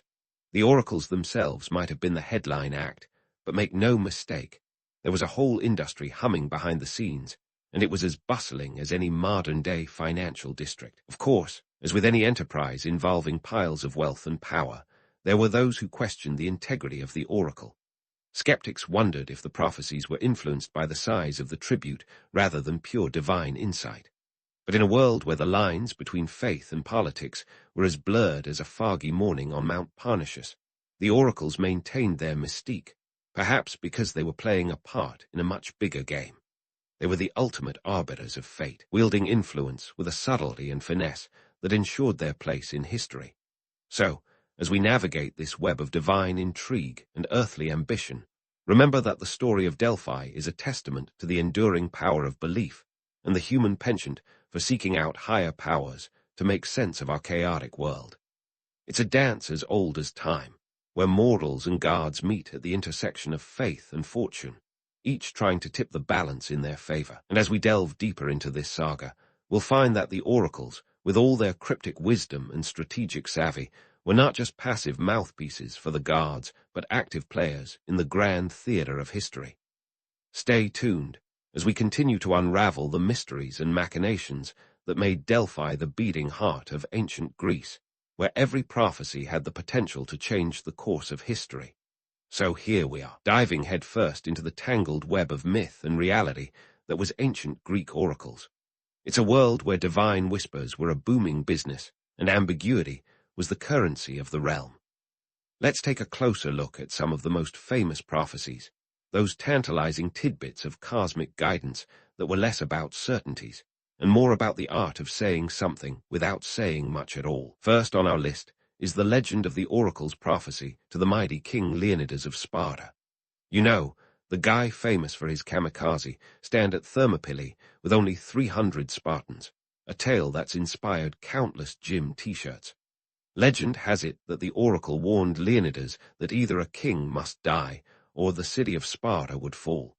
It's the kind of prophecy that leaves you scratching your head, wondering if it was meant to inspire heroism or just cover all the bases.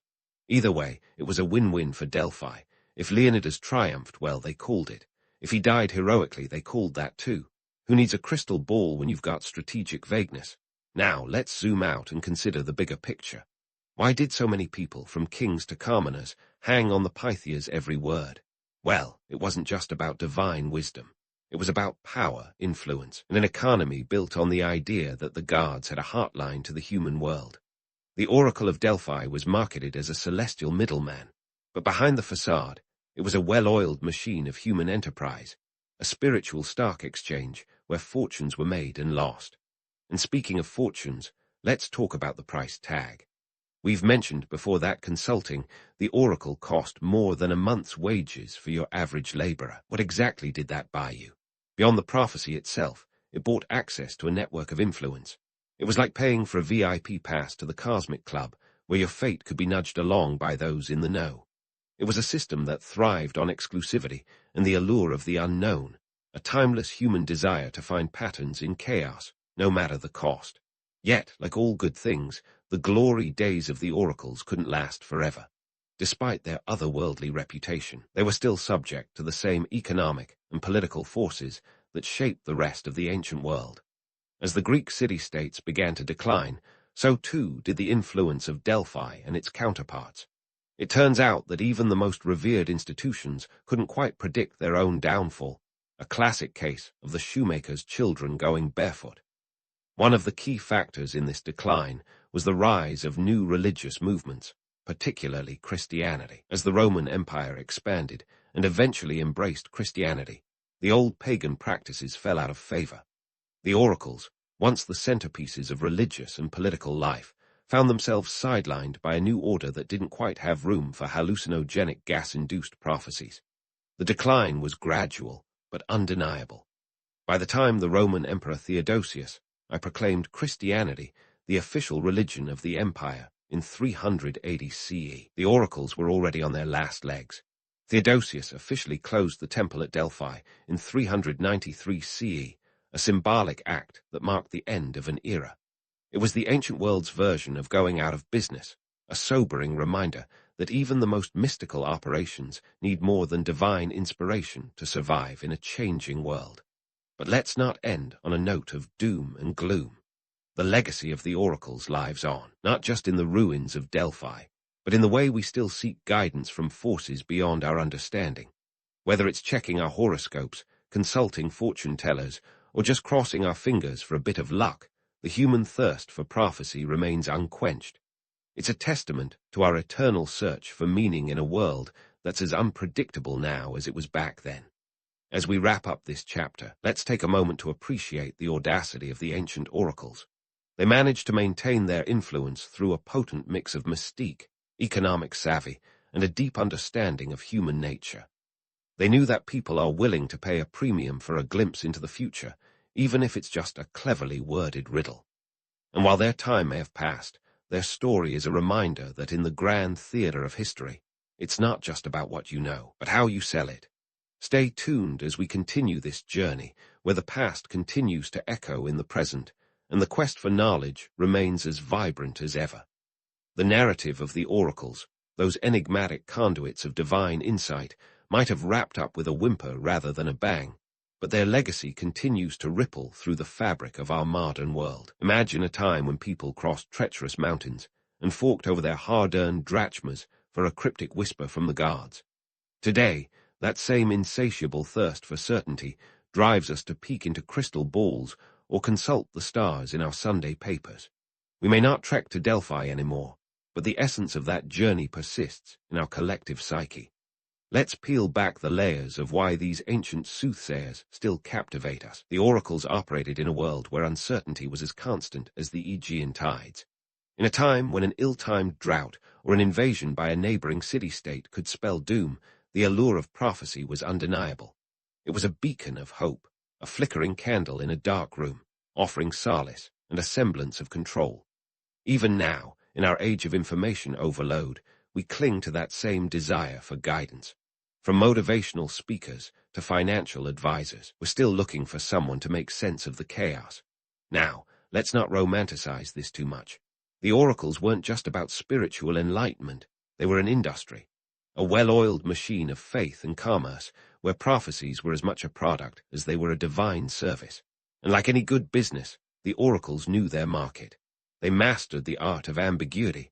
A prophecy that could mean anything was a prophecy that could never be proven wrong. It's like a weather forecast that predicts some weather, impossible to dispute. Fast forward to today, and you'll find that the spirit of Delphi is alive and well in our quest for self-help and personal growth. The toga-clad priestesses may have been replaced by best-selling authors and social media influencers, but the message remains. Trust us, we know the way forward. It's a testament to the timelessness of the human condition, our unending quest for certainty in an uncertain world. But let's not forget the broader implications of this ancient institution. The oracles weren't just spouting riddles for the sake of it. Their utterances had the power to alter the course of history. Entire wars were waged, or avoided, based on a few choice words from the Pythia. This wasn't just spiritual mumbo-jumbo. It was geopolitical strategy wrapped in a veil of mysticism. The oracles were the original influencers, swaying public opinion and guiding political maneuvers long before the first hashtag was ever conceived. And here's the kicker. While we may chuckle at the notion of a king basing his battle plans on the mutterings of a gas-sniffing priestess, are we really so different today? We still base monumental decisions on the advice of those we deem to have special insight. Whether it's a CEO betting billions on a market forecast or a politician shaping policy based on the latest poll numbers. The medium may have changed, but the message remains the same. We crave certainty, and will go to great lengths and spend a pretty penny to get it. Speaking of pennies, let's take a moment to appreciate the economic savvy of the ancient oracles. They didn't just survive, they thrived, creating a bustling economy that supported artisans, merchants, and countless others. The fees paid to the oracles weren't just for the prophecies themselves, they fueled an entire ecosystem. The oracles were the ancient world's equivalent of a tech startup, monetizing the intangible and turning spirituality into a lucrative enterprise. It's this intersection of faith and finance that makes the story of the oracles so intriguingly modern. They were the ultimate entrepreneurs, adapting to the needs of their clientele and maintaining relevance through shrewd business practices. It's a lesson in innovation that resonates even today. Find a niche, master your craft, and never underestimate the power of a good story. As we wrap up this tale, let's ponder the enduring legacy of the oracles. They remind us that while the tools and technologies may evolve, our fundamental needs remain. We still seek guidance, we still crave understanding, and we still yearn for a glimpse of what lies ahead. The oracles of ancient Greece may have faded into history, but their spirit endures, echoing through the ages as a testament to humanity's unyielding quest for knowledge. So the next time you find yourself checking your horoscope or consulting a life coach, remember that you're part of a long tradition, a tradition that stretches back to the sun-drenched slopes of Delphi, where the air was thick with prophecy, and the future was as tantalizingly elusive as ever. While we may have traded laurel leaves for self-help books and sacred springs for TED talks, the essence of the journey remains the same. It's a journey of hope, of mystery, and of the eternal human desire to find meaning in a world that rarely offers easy answers. In the end, the oracle's greatest gift wasn't their ability to predict the future, but their capacity to inspire us to seek it. Their story is a reminder that the quest for certainty is as old as time itself, and in that pursuit we find not just answers, but ourselves. So here's to the oracles, those ancient purveyors of possibility, and to the timeless adventure of seeking what lies beyond the horizon. Who knows what prophecies tomorrow may hold?